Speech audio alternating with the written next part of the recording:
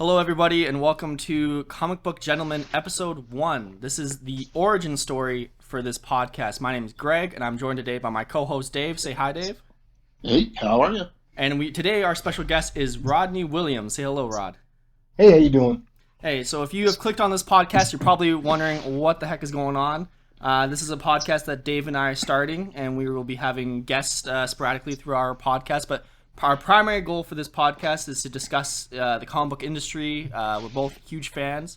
What we've discovered through our friendship is that there are some, differences between the generations of comic book readers. We thought it'd be pretty interesting if we, going forward in the future, kind of discussed, possible divisions within the comic book industry, differing opinions and whatnot. Kind of tackled it from our different opinions based on our opinions on the comic book industry based on how we interact with it and whatnot. And then, we're kind of planning on going forward. If there's a specific topic we want to tackle, we're going to bring in a special guest in order to tackle it. So today, for the first episode, our plan is to kind of go over our origin stories within the comic book industry and medium and whatnot. And so today we brought in Rodney because him and Dave go way back. So we thought it'd be pretty interesting to kind of talk to all three of us and see how we all interacted with comics growing up and whatnot, and how we all led here today. So let's throw it over to Dave, I guess, and we'll see what. So how did you start with comics, Dave? What's your earliest comic memory? My earliest comic memory would be getting some cash from my parents when I was a kid, riding my bike down to the corner store. Wait, legally or illegally? Did you steal this from your parents? I may have stolen it. We get down to the store, and I still remember the cover of the comic. It was a Marvel Tales. It was a reprint of an Amazing Spider-Man issue where Green Goblin and Spider-Man were fighting, and it is where the Green Goblin is unmasked as Norman Osborn for the first time. And remember, it was 75 cents, and I picked it up at that time. I picked up issues here and there as I went along, and then it wasn't actually until I met Rod that I went full force into actually collecting comics. Before that, it was just kind of a thing. If I was down at the store, I had some, couple quarters on me, I'd pick up a comic, usually Spider-Man. That was always my favorite. And from there, it was just meeting some friends, more specifically Rod, that really boosted it into what the mess in my comic room is now today. So Rod's to blame, is what you're saying. Yes. I got that sense. I felt like there was a lot of... I'm anticipating that my wife is listening to this. So you need a fallback? It's all his fault. Yeah, it wasn't my fault. Yeah. I love that. You just keep Rod and Rod. And it was actually Rod. It was Rod. Which, it's funny because, my oldest memories of collecting comics isn't much before Dave and I started kind of down this path. I remember taking on my first paper route, and I got it from a mutual friend of ours, Mark Jarvis. Yes. And he was a big Iron Man and Thor fan, and he had all these comic books at his place, and I had agreed to take his paper route for a couple of weeks. I can't remember. It was something to do with he was on vacation or he was quitting or something like that. And I said, yeah, I'll take it on for a little while. And we were at his place, and he was going through the route with me and stuff. And I noticed this box of comics there, and I had always had you remember those big coloring books that are like activity books? Yeah. It was 300 pages of coloring and crosswords and activities. Well, me and my older brother got one year, and they were both Marvel superheroes ones. Oh, nice. So I think that was my first kind of behind the scenes, because the Spider-Man movie had come out, and the first one, and it was horrible and weird. With Tobey Maguire? Yeah. Exactly. You didn't like it? It was great. I'm talking about in the 70s, 80s. With the Spider-Man that had shoot webbing out of his eye. Oh my god, wait, what? And that kind of stuff, and then wishing for better movies to come out. And I remember, just like Dave says, we'd ride our bikes to the to the corner store, not the comic book store. There's no comic book store. And we would ride to like Circle K and see what they had on their news rack. And then you'd be like, okay, they only had 3 issues of, X-Men, and there's 4 of us, so we're gonna have to like hop on our bikes and go to another corner store. And you'd have like $5 or less, because comics were much less then. And you would literally spend an entire Saturday, what seemed like a Saturday, riding from corner store to corner store. Oh wow, that's really cool. How Every many corner store. Is this in Fort St. John? Yep. Yeah. How many corner stores were in Fort St. John in the 80s? Oh boy. Well, you got to count like there was that. Remember, like there was also the laundromat. Yeah. Wait, what? Which would be considered a corner store, right? M&M. It sold like M&M, and then there was the other one, right? Yeah. The small one in the corner always had the best comics because no one ever went there. Yeah. Except for the people to do the laundry. That's funny. If we got really desperate, we'd go to the corner store affectionately known as Triple X. Mm-hmm. Yeah, I know Triple That X. was always super far. Yeah. It was really far and sketchy. And this is the era, right, where the parents were like, "Hey, we'll see you at sunset. Like, we'll see you later." Pretty much, yeah. I don't even think they said went... that. It was just, you just left. Yeah, the door closed. That's funny. That's so funny because like I have kids now and my son's 11, and like that is a non-reality. Like he does not go to the corner store on his own ever. Yeah. And here we were pedaling all over town. Yeah, and like it's 8 o'clock now here, and the sun is now going down. It would be totally within reason for us to show up at home at this time. Yeah. Yeah. That's crazy.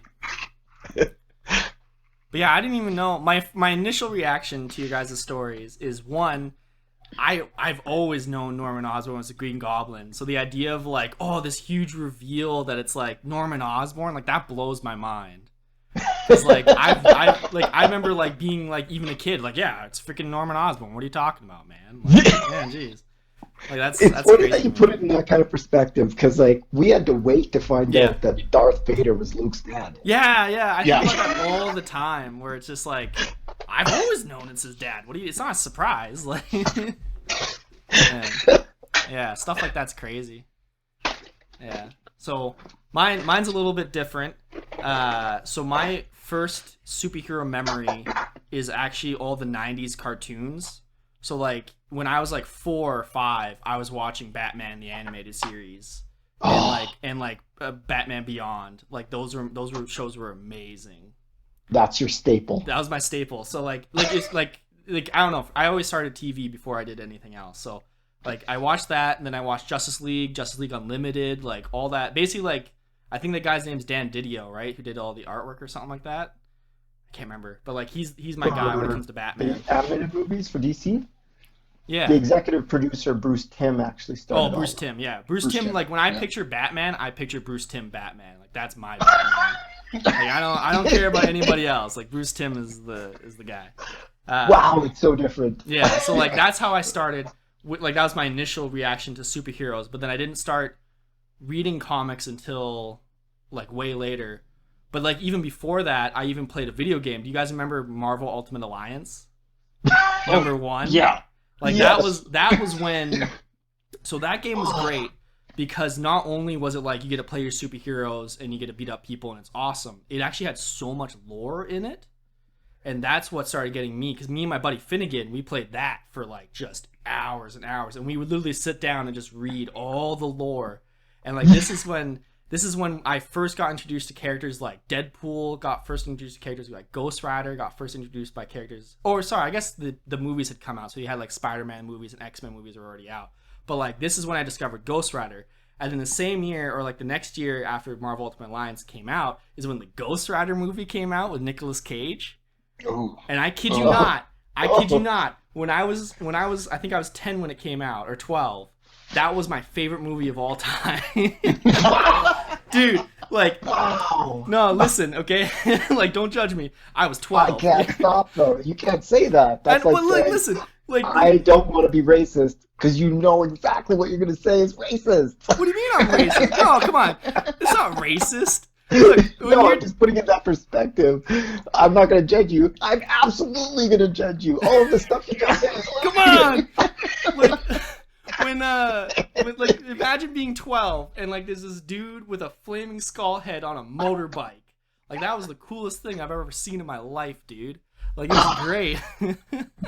I guess. I don't Like, know. we all have those aha moments. Like, I'm sure, like, Spider-Man for- and His Amazing Friends was like the cartoon of du jour when I was a Exactly. kid. Because that was like Spider-Man, Yeah. Iceman, and a girl named Firestar. Firestar. Wait, Yeah. And they who? were all in high school together. Yeah. And it was amazing. Even before that, like He-Man, G.I. Joe, Transformers, all these were all part of that culture of Yeah. fantasy and sci-fi. It was like, I mean, like you're talking about Bruce Timm's Batman as Batman, Yeah. and I'm thinking, no way, like Yeah, it's stiff back Michael Keaton. Michael Keaton. Like, my only memory of like Jack Nicholson's Joker is just seeing his face and freaking out and going like, no, I don't want this. Like, I never, like, that's my only interaction with that movie when I was a kid, was just freaking out over it because he was terrifying. I remember listening to that. Remember, Dave? We would listen to that Yep. soundtrack. Oh, the soundtrack, yeah. Prince, like the soundtrack. I would play that tape, not CD tape. Yeah, not a CD. No, it was a tape. Hey, at least it wasn't an 8-track or something. Yeah. And that was such a good comic book movie, Mm. right? And then I mean, there's so many others that have like been around that era that kind of totally changed the game. But at that time, like, I mean, games or movies like Batman, even like the Captain America one was terrible, but it was something. It was Yeah. something, Yeah. right? Well, I remember seeing things like that. Like you'd watch cartoons, the Justice League cartoon that used to be on TV, and all of a sudden it was like, oh, we're gonna put Michael Keaton in a Batman suit. He's gonna be Batman. I remember going to see that movie like 3 times, and Yeah, I was like, how can I make a suit and just run around town? Because if Michael Keaton can do it, I think I can. I like the idea of young Dave thinking Michael Keaton specifically made that suit. Oh yeah. Yeah, Michael Keaton, what a Absolutely. genius. Michael Keaton was Batman. That's well, he was a scientist. Yeah, that's He's funny. bad as a scientist. It's funny that you guys put it in those kinds of perspective because, like, I remember, with my mass G.I. Joe collection, Mm. and when I started to really get into comic books, and the bottom of my closet was just stacks of old comics, was, repainting my G.I. Joes and taking them apart and recreating actual action figures because there wasn't any. Of comic book people? Yeah. Oh, really? Yeah. Wow. Oh yeah. Yeah. They had it. Like the only action figures you could really get, and I'm not knocking them, but like with Star Wars, Mhm. Oh, the right? Hasbro ones. Hasbro ones or Kenner, Yeah. because that was during the right before, because Hasbro was big with G.I. Joe. Yeah. And Mhm. G.I. Joe characters, that was when That's right. the second phase had come out where they had fully posable, like twistable arms, because before that they just had 2 points of articulation, right? The hips and the shoulders. Mhm. And some of their heads didn't even turn. No. Chewbacca. Yeah. Couldn't see anything coming. Chewbacca, yeah. Or even with the detailing that we take for granted with some of these masterpiece figures, Yeah. with removable hands and their fists and articulating wrists, like all that kind of stuff. No, there was Well, even- nothing like that. Even before that, like thinking about again my decade, which is the 90s, like I always saw commercials for like, it's Spider-Man but with silver armor and a car and like he can shoot weapons and like I remember there's one commercial all the time where you could get Spider-Man web shooters and it would just spray silly string and I wanted that so bad, but my parents were just like, that's the messiest thing you could possibly get. Why would we get you that? So it's crazy. It's funny because you're so right. Like, I gotta look at it from like when we were almost adults now, you know. Yeah. But like, I couldn't even imagine a time like wouldn't be action figures, because like growing up, you go to Zeller's or whatever, and it was like you go down the toy aisle and there's just action figures of every single brand in the world type of thing. So it's crazy that wasn't a thing back then. No, it was like I remember it was just comics. I mean, there were some action figures, but they were horrible. Yeah. At So best, bad. you know, like the new Human Torch action figures out, and it just looked like a red mannequin. It was just it was brutal, and it was just so. I mean, as far as you know, comic books, it was like there was a couple of us that used to you know, draw. And we do our make up our own or try to recreate examples of you know, some of our favorite comic book artists, but there wasn't really like a toy. Like the main toys back then were easily dominated by GI Joes and Transformers. Absolutely. That was And remember, like when I don't know if this one was big, you know, and it probably wasn't even around when you were able to really delve into it, but like Visionaries. Oh yeah, Was amazing. And these were cartoons and Mask, all these cartoons, but really they were just 12-minute long infomercials to sell toys. yeah. So the writing was garbage. Yeah. Oh yeah. You know, you look at Bruce Timm's Batman now where you really see the dark side of it, and like all of the movies that have come after that where they're scary. Yeah. Ours were like, you know what, kids, at the end of this 12-minute episode, we all know that, you know, you guys are going to be home safe. Yeah. Your parents are superheroes. Eat your vegetables. Yeah. Smoking's bad. Yeah. You know what I mean? Like, the more you know. That's You funny. know, like, G.I. Joe the movie was, what, an hour and 10 minutes long? Yeah. And no one was killed. These are elite soldiers shooting guns at a Lasers. militarized terrorist organization that's extremely well funded. Yeah. Incompetent as hell. Nobody dies. Nobody dies. Nobody gets hurt. One guy gets hit with a snake that's been turned into a staff. He's in a coma for like 20 minutes tops. Oh man. Yeah. And then 12 minutes into Transformers, Prime dies. Yeah, that was traumatizing. Oh, it was so great. It was amazing. I love that movie. It was. I remember seeing that the Transformers movie, and when the Decepticons come in and take over the ship, Yeah. and the Autobots are flying out, and they kill like 8 Autobots, and I was In just like, seconds. In You seconds. got the touch. Yeah. The feeling. yeah, But then- that's it. And then you Yep. cut to Unicron melting down other robots for fuel. And it's just like, what is happening? I remember being 13 years old, watching that movie for the first time at my dad's place. He was extremely, like, you know, not fantasy-oriented, workaholic, you know, blue-collar, you know, psychopath. And here I am, 13-year-old me, like, crying because Ironhide is a shell. Yeah, And him looking over at me like, what the Yeah, what's happening? what did we rent? Yeah. But it's That's when you interesting how, rented like, VHSs. it's interesting how those things moved along. Like, I mean, I thought, wow, man, the animation just can't get any better than the Transformers the movie, right? And then it's the same thing with movies. Like, you know, when I remember seeing Batman with Michael Keaton, big fan apparently. I keep mentioning it, and thinking like, you can't do any better than this. This Remember, is the scene where he's on the top of the building, he turns around, and his cape is right there. You're like, well, this is the height of technology. Yeah. Yeah. And then I remember when they first announced that they were going to be doing a Spider-Man movie with Tobey Maguire, and I was like, I just didn't think it was going to play off well. It wasn't going to look good. And a big Spider-Man fan, I was like, this is just going to be so disappointing. I remember the first couple trailers I saw, and I was like, oh my god, like CGI can't get any better.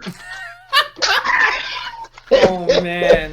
This is The just peak. the greatest thing ever. Yeah. I'm going to challenge that. I'm going to go back just one step when I saw those Tobey Maguire trailers for the first time, because remember when we finally got a place to buy comic books, Encore Books? Encore books, yeah. Yeah, we would go there, we'd buy our comic books, like actual stacks of comics, not like a graphic novel that had everything done for me. Uh, Hey, And we'll get you into a go fight out. about that You later. Greg. We'll fight Yeah. about that later. yeah.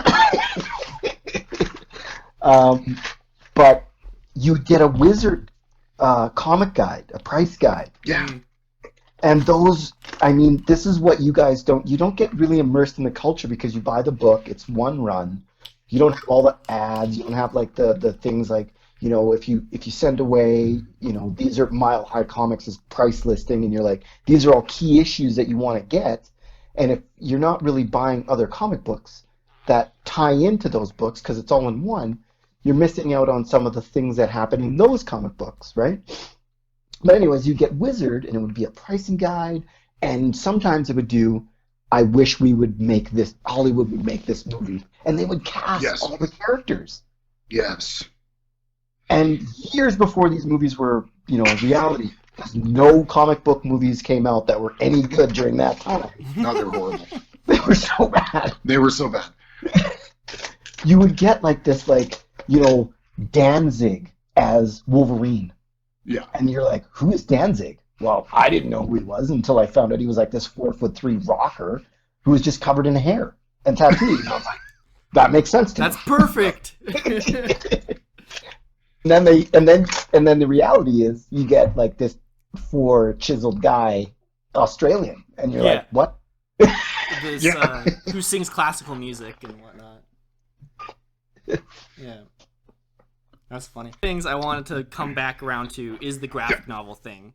So my first comic that I've ever owned, / graphic novel, was Ultimate Spider-Man Volume 1, the graphic novel, which I got for free because I did a reading program at the library, and my it was great. Go Edmonton. I gotta throw that in there because Rod's from Calgary, so yeah, screw Calgary. But I'm an Oilers fan, so. Oh, okay, never mind then. It doesn't matter. We're all- Well, Greg's I'm not a also sports sorry fan, for you, so too. it doesn't matter. this whole joke was just, I'm cutting this out of the video. Yeah. So my first thing was a graphic novel. Like, I got a graphic novel, and I was like, oh, this is just, like, okay, graphic novels are a thing. Like, okay, cool. You got everything in one go. So then my buddy, like I said, it's kind of like how you and Dave are. I have a buddy named Finnegan. When we were kids, we grew up doing comic books together. He did comic books instead of graphic novels, and I leafed through his comic books. It would drive me nuts about all the ads. I don't understand how you can read. I don't understand how you can read it. Like, you go from one page of like Spider-Man punching, Green Goblin, and then the next page is like an ad for like, I don't know, D&D something. Like, it was just like random. It was the most random thing, and I'm like, I don't understand. Why wouldn't you just buy the graphic novel? Because then you get everything in one go, and then you don't have to worry about ads. So like, what can you guys like counter argue this? I don't understand. Patience. Okay, there we go. Yeah, no, I don't got time for that. Yeah. No, well, Listen, I mean, again, it kind of goes back to when we were kids. Like, that was the exciting thing. There, when a graphic novel came out when we were a kid, it was a unique story unto its own. It was not a collection of comics put together. Oh, okay. Right. So you had like Rod, help me out with the X-Men Asgard. Oh, X-Men and Asgard Wars. I was actually just talking about this to my son the other night. This is a perfect example, and I love that you brought this up. X-Men and Asgard Wars, amazing comic, a graphic novel, if you would get the whole thing, but it tied together X-Men, Uncanny X-Men, X-Men, Avengers, and Thor into one kind of comic series, but they were all done in the annuals. Mm. So it wasn't actually in the comics. So when you missed that one, it was big. Like, that was one of those tie-overs that was one of those, it was like amazing comic book tie-over and crossover, but it wasn't like one of those comics where you could be like, oh, I'm just going to buy this. I mean, obviously there was a graphic novel later, but at the time it was just so cool to see, X-Men in Asgard, being Asgardians. And you know what I mean? Like, those stories, like those one-shots, like one of my favorite comics, like, Dave knows that my favorite comics are sometimes where it's just them in downtime. They're not off saving the world. There's nothing going on. And it's an X-Men comic where they're literally just playing baseball. Okay. And it's just an amazing comic because you just see like the X-Men at home. Mm-hmm. Like a So slice of life. you don't really get that when you buy these. You don't really. You see an arc of a comic that's established and it's great, and you can delve into that story arc. But all of the stuff that makes those characters individuals, you miss out on because you don't really see it. Yeah, and like I said, going around to those stores when we were younger, it was like the excitement of going in and seeing like, okay, what came out this week? Yeah. You know, is Uncanny X-Men out? Is it, X Factor? Is it Spider-Man? What is it? And grabbing those issues, and making fun of, like Rod had said before, making fun of the guy that didn't get a copy because there weren't enough. That's so cutthroat. But we were all friends, so we went to the next store to check and see if he could get one somewhere.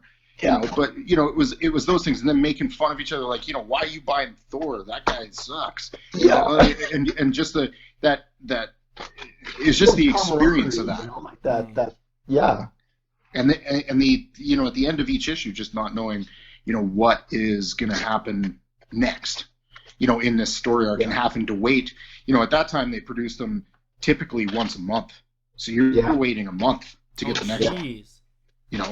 So it was just that, it was that that anticipation of getting the next one. Mm-hmm. Yeah.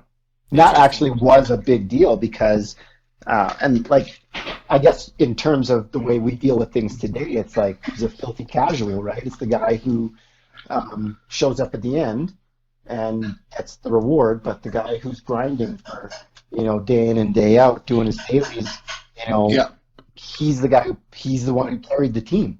The casual didn't do anything. He showed up at the end, reaps the benefits, but he's actually no part of, and again, as a casual gamer, I don't want to put myself on the bus, but like that's how we're kind of viewed when you don't put in the time and the effort. Well, like, so you're basically saying like the guys who read graphic novels only are the casual comic book guys? You're lazy. Hey, whoa.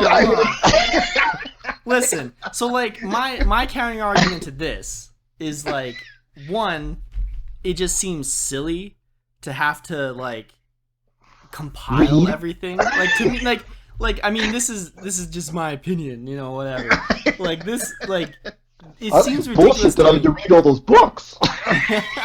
Like, it's ridiculous to me to like have, like, I understand like when you guys were younger you had to wait, but like I know even now, like, if I wanted to know the next Ghost Rider, I could go get each individual copy. But what I do instead is I just wait till it's all done and read it all in one go.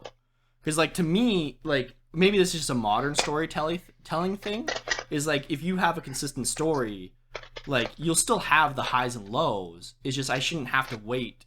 I want the Netflix binge model. Like, I want the next episode now, because like because it's a good story, and I don't want to wait for it. There's one thing that you're missing there, is you don't know the pain. Yeah. Okay. Well, I mean, the pain. There's two aspects here. The pain of missing one issue. So here's my painful. So here's my pain. The second pain is going to that store, seeing the next issue. Oh, I'm so glad Uncanny X-Men's out. Oh, look at that Jim Lee cover, looks so good. Oh man, they left that story off so awesome. Oh, and you buy it, and you get it home, and you're like, I'm gonna devour this right now, and you open up, and then you realize that it's the filler artist and writer this particular issue, and you have to wait until the next month to get the other one. You don't have fillers. Buddy was on vacation. Yeah, because Jim Lee was on vacation. See, you don't have that issue nowadays. Like, why would you want that? I don't understand why you like the argument for today's standards is you don't have filler artists and whatnot. You have, the one writer, the one artist the entire way through. You got your 5 issues in one graphic novel, and there you go. Like, I mean, admittedly, there is pain to doing the graphic novel method, which is that I can't wait, because like they're releasing comics once a month, not once a month, once a week, 2 weeks type of thing nowadays. Now, yeah. So like I usually have to wait like several months before I get my next graphic novel, whereas you guys at least get your comic books once a week. Yeah, and so when you go into the comic book store knowing what you're going after, how do you get exposed to something new? So I mean, obviously we don't have a comic book store in Fort St. John, which is a little bit rough. So what I do is I go to, the closest one is in Grand Prairie. I'll go to Strange Ideas. Shout out to Strange Ideas. Please sponsor our podcast. Throwing that out there. I'll go there and just kind of wander. Like, I know the ones I want. So right now I'm reading, I'll look to see if there's any new Ghost Rider. I'll look to see if there's any new Power Rangers. I'll look to go see if there's any new Miles Morales type of thing. But then I'll wander and see. But I 100%, those bins that have like the thousands of comic books lined up? Yeah. You mean the back I just issue ignore bins? that. Bins, I just ignore that 100% and go straight to the graphic novels. And just that's where we live. Yeah, that's the old man section I just avoid, and I go to the graphic novel section and just look and see who has cool covers and whatnot. And I mean, admittedly, like, it's not like I'm out of the loop. Like, I listen to other comic book podcasts. I listen to other media. Based on the last 30 seconds, you are completely out of the loop. No. See, that's what I mean. It's like, I don't know what you guys may mean by in the loop. Like, I listen to other podcasts, and they'll say, like, hey, this is a really cool run, like Tom King on Batman or something like that. They'd be like, hey, it's an interesting run, you should check it out. I'll wait. Okay, I'll go. Okay, next time I'm in the comic book store, I'll see if it's in graphic novel form. And if it's in graphic novel form, I'll pick it up. Because, like, I don't understand the appeal. See, we had a different version of that kind of thing, right? Like, it was always like, like I collected, for instance, we'll just say I collected Spider-Man, and Rod would collect X-Men, and we had a buddy that collected, Hulk or something else. And, you really didn't know what was going on in those comics too much because we didn't collect them. You couldn't buy them on, online. You couldn't get them, in a graphic novel. So we kind of relied on each other. And, we'd see snippets when we were at the stores like, oh, God, why is the Hulk gray? What's going on there? And that allowed for, a lot of, what we're doing right here on a podcast, just a lot of talking about comics. Like, oh, you got to pick this up. This is what happened with this. And, this. Yeah. Occasionally, you get the bullshit artist in there that will tell you that the Hulk was going to turn white, and then he was going to turn gold, and whatever other bullshit story he was telling you. Well, you didn't know, right? You didn't know. You didn't know because then you'd run out grabbing comics, thinking, I can't wait till he turns gold. Yeah, or my favorite. You remember when Mr. Sinister showed up in X-Men? Yeah, and I was looking at the cover going, I don't understand. Because he looked like Mark Silvestri was the artist at the time. Mm-hmm. And he drew Colossus in such a way that he was very, very, and every artist draws, slightly different details, but Mark Silvestri's X-Men was very detailed at that time, like lots of small brush marks and things like it was just very, very, very detailed in the way he portrayed the X-Men. As opposed to someone like Art Adams or, any other artist at the time. And you see the way he did Colossus, and then you saw Mr. Sinister, and he was in black, and he looked exactly like him with the lines and the muscle, and then the hair, and you were thinking, why does Colossus look like he's evil? And your buddy, who may or may not have made up a story on the spot. No, it definitely made it up. Yeah. There was no basis for reality. No. And he was like, no, that's Colossus. He's evolving. And I remember once that was disproven, then it was that was the suit that Colossus was offered, but he turned it down. They offered it. And somebody else took it. That's right. He was offered that suit. That's right. Yeah. And then you're just like diving through your back issues going like, where the hell was he offered this suit? Where? I don't have it. I don't know. I have every single I gotta find this this issue. I gotta go find it. He was offered it, yes.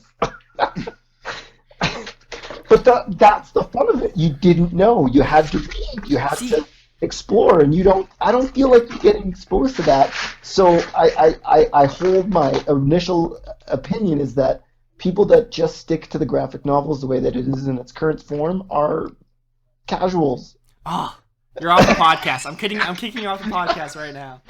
Well, you're not, but there's, I do have, ones that collect the graphic novels and at least read through it and, can talk about it, are miles ahead of the people that go see the movies and then call themselves comic fans. Oh, I love those Oh guys. man, that's rough. Miles Yeah, ahead. yeah.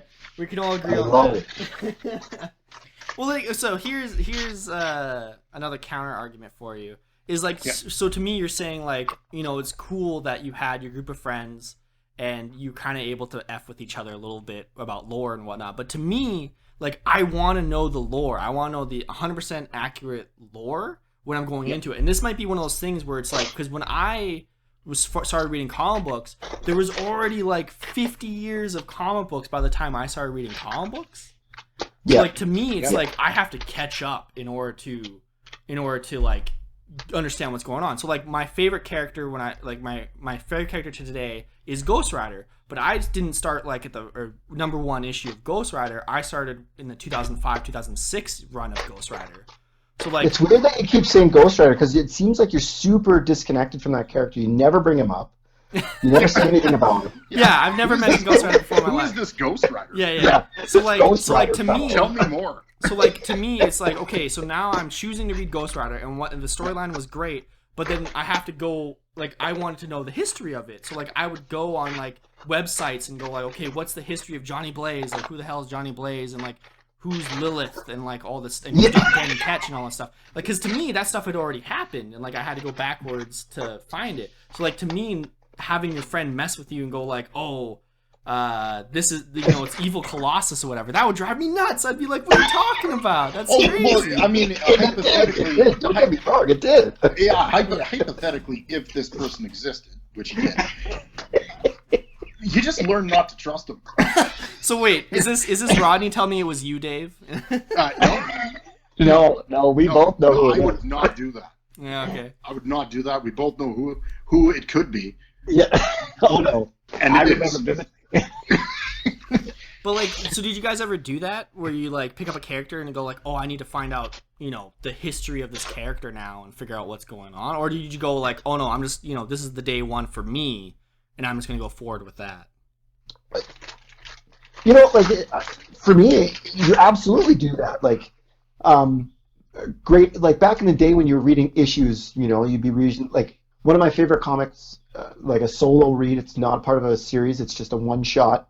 X-Men 231.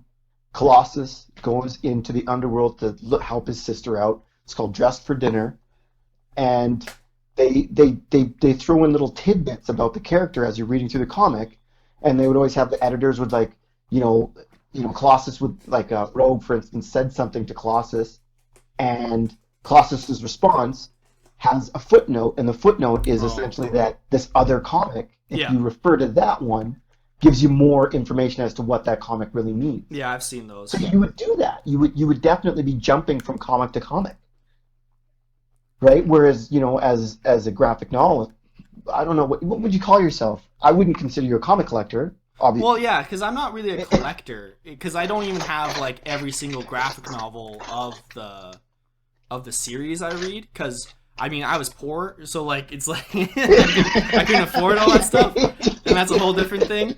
But I don't even consider because to me the most important thing about comic books isn't physically having it; it's knowing the story. That's to me Yeah, but it's like having a new Apple Watch, right? You guys love that kind of shit. Oh no, I don't. But how will you know that you? How will you be able to lord it over your friends if you don't actually have the issue? Well, because I think that's the thing is that I just didn't have that initial drive to be oh, I have this issue, because it's it was so readily available. Because you guys probably, you said, you guys had the issue of you'd go to a corner store and there's only 3 issues, but there's 4 of you. But nowadays there's not that issue. No, that's the problem with comic book industry is it's now cannibalized itself. Yeah, but that was part of the fun though.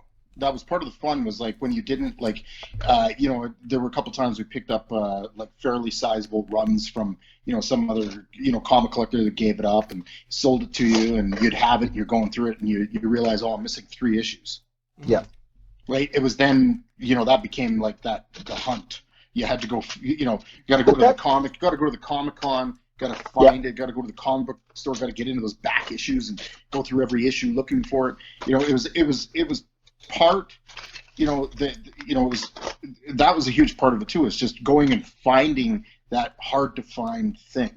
Yeah, but that's part. And I think I started to delve into why I was like that, and I don't think it's necessarily. I don't think it's intrinsic to the comic book culture. The reason why I'm like that. I do it in video games. I do it with like my new passion now is Lego. It's about being a completionist. Oh, you it's 100% about video putting games the and whatnot. series in order. I feel like Brainiac. I feel like I have to put everything He's gonna in try to order. take over Earth. Run away. Yeah, like everything's has a place, and everything has to be in its place. And now I'm realizing that was a big part of the driving force of my back issue obsessions. The boxes and all the stuff that. Having the complete set in order was a big. And I mean, tastes changed too. Like, I mean, when you wouldn't have caught me. I wouldn't have been caught dead, 20, 30 years ago collecting Thor. Or Captain America, because it was all about, Spider-Man was my favorite, but it was all about, the X-Men. Who cares about the Avengers? Like, the Avengers are, they're led by a guy with a shield. Like, who cares about that guy? Give me the guy made of metal and the other guy with the claws. That's way better. It was, and then as things started going along, like, I always made fun of Thor. I always made fun of Captain America. Thought the Avengers were a joke. And then I actually started reading some of the comics and some of the series that I'd stumbled across, or saw a bundled collection at a Comic-Con, and I picked it up and I read it and actually started to understand the characters and actually started to like them. I have to say, like, right now, one of my favorite series to read is Thor. Yeah, I mean, it's a great comic. You really do. You miss out when you don't have those tie-ins, and it's.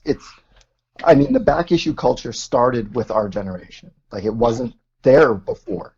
No. So our parents that read comic books, and I know that there had to have been, because there was a culture for us to pick up where they left off. Yeah. They didn't have that. The comic came out. It had a limited issue run. If you didn't find it, that was it. That was it. They were destroyed. Like Wow, that's crazy. The supermarket that got it, they ripped the cover off, and the rest they might get a buyback.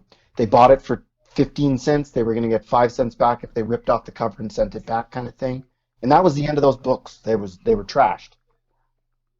And they were newspapers, so when they got wet, they were ruined. That was it. Yeah. None of this glossy paper and magazine quality stuff. None of that. It was done. If it got yellowed, it was gone. So those comics disappeared. They're gone. And the ones that are still around, that's why they're so valuable. Mm-hmm. But today, you make fun of those creepy old long boxes at the comic book store, and you're like, completely walk right past them. But that's the gold mine. I believe you called them dirty too. Yeah. Filthy, absolutely. Those filthy, dirty long boxes for old people. Yeah, for old people. And that's where all the gold is. Like, those are the original stories. Those are where, you see comics where Wolverine is all of a sudden he's held up at the airport in Calgary, and you're just like, what? And just some obscure story. And that's the golden stuff. That's the good stuff. But like, it's not like those stories. Like, maybe the really old ones are gone forever because, like, they never got digitized or whatever. But a lot of the stuff from the 80s and 90s and whatnot are digitized. So, like, I've read, like, like Watchmen. I've read, Kraven's Last Hunt. I've read that. And it's not because I collected the original issues or anything. It's because I got a graphic novel collection of it, and I was able to read the whole story as a whole. And Yeah, like to but doesn't me, it feel disjointed because you have no idea who Craven really is or why but his then that's bride why I killed would go, Spider-Man? okay, so what's the history? I would go like on, websites like Comic Vine or something and go, okay, what's the history of Craven? Like, who's Craven? And like most of the time it wasn't 100% accurate. Like, it would just gloss over specifics and whatnot, but it would give you the general idea of like, this is who Craven is, this is his power set, this is why he's kind of interesting. But like, to me, I think my main point I'm trying to get at is like, to me, the main thing about comics that I appreciate is the stories. Like, I don't. To me, the collecting is very secondary. Like, I'm not a big collector or anything. It's like, I just want to know what happened. Was it cool? Okay, dope. I'm gonna appreciate that forever. I'm gonna talk about it with my friends that way. Like Dave and I, like, we don't go like when we talk, it's not like, oh, do you own this? It's like, oh, did you read Craven's Last Hunt? Okay, what did you think of it? Like, that's the conversations I tend to have with other comic book people. Yeah. But when you have those conversations, and it's not that I'm, like it's not that you want you to take it away from it, but Oh yeah. the backstory of those characters can't always be simply summed up. Like, Yeah. when you see all these little offshoots, it really puts that character into character. Like, you understand like who they are. Like, some people, when they saw Daredevil the movie with Ben Affleck, they're like, man, this movie's terrible. Bullseye is a horrible character. But when you see Bullseye in the comics, Yeah. he's an amazing character. He got this rich story. He's got an adamantium skeleton, just like Wolverine. Yeah. And see, like, I think, but then again, that's the issue of like, but then how far back do you go? I wouldn't even like, say you you have to go go to back. season I mean, I don't think it's about a back or anything like that. It's just about that exploring all And I of the do. comics that are out there to read. But there's an infinite It's very amount. linear. So like, okay, so this might tick you off because we've never talked about this before. So my universe, when I first started reading comic books, was barely 616 for Marvel. It was Ultimate, which was 1610. That was my universe because that was, fresh universe, fresh backstory. You didn't have to know 50 years of history. Here you go. And that's what I grew up reading. I mean, obviously now it didn't work out that way because it's all, 20 years old now and it's hard to read for new people. But There you go. But like, at the time, like, this was issue 1 of like, hey, I'm reading Spider-Man #1, I'm going forward type of thing. And like, I read all the way, like, I read almost all of the Ultimate Universe except for like some of the newer stuff. So it's like, that was my stuff. But like, when I try to get into traditional Spider-Man, sometimes I have to go to Dave and be like, Dave, I don't know who the hell like this person is. Can you tell me? Like, what's going on? But that was the whole design behind the Ultimate Universe. Yeah, exactly. It was designed to update it, to design to attract a younger generation of people for exactly that reason. Like, like when you talk about Craven's Last Hunt, I bought those at the comic store, at the corner store. Mm-hmm. Right. So I mean, not that you lived through it, but I lived through that era of when those comics were coming out. Yeah. Right. So there's a nostalgic thing there too. Right. And there's also some nostalgic thing of knowing, okay, there were back issues, and there was, like I said before, there was this issue where, Green Goblin was outed as Norman Osborn, and that the Green Goblin found out that the secret identity of Spider-Man was Peter Parker. There was these issues out there that you had to go get. There was just I guess a need. It's not with everybody, but there was just a need and a desire to go get those. Mm-hmm. And for me, it was, when I started, kind of expanding into other things like Avengers and Hulk and getting into all these, I've done the same thing, right? I could have just started, with totally awesome Hulk and move forward with that, or the Immortal Hulk and move forward with that. But I was interested. I was curious. There was a desire to have that collection. So I go out and I collect it. I would never own. This is just a personal preference. I would never own a graphic novel collection of a comic book. Just my personal preference. I like the just the feeling of going through issue after issue. So this actually came up recently. Is you gave me all of your Miles Morales comics. Yeah.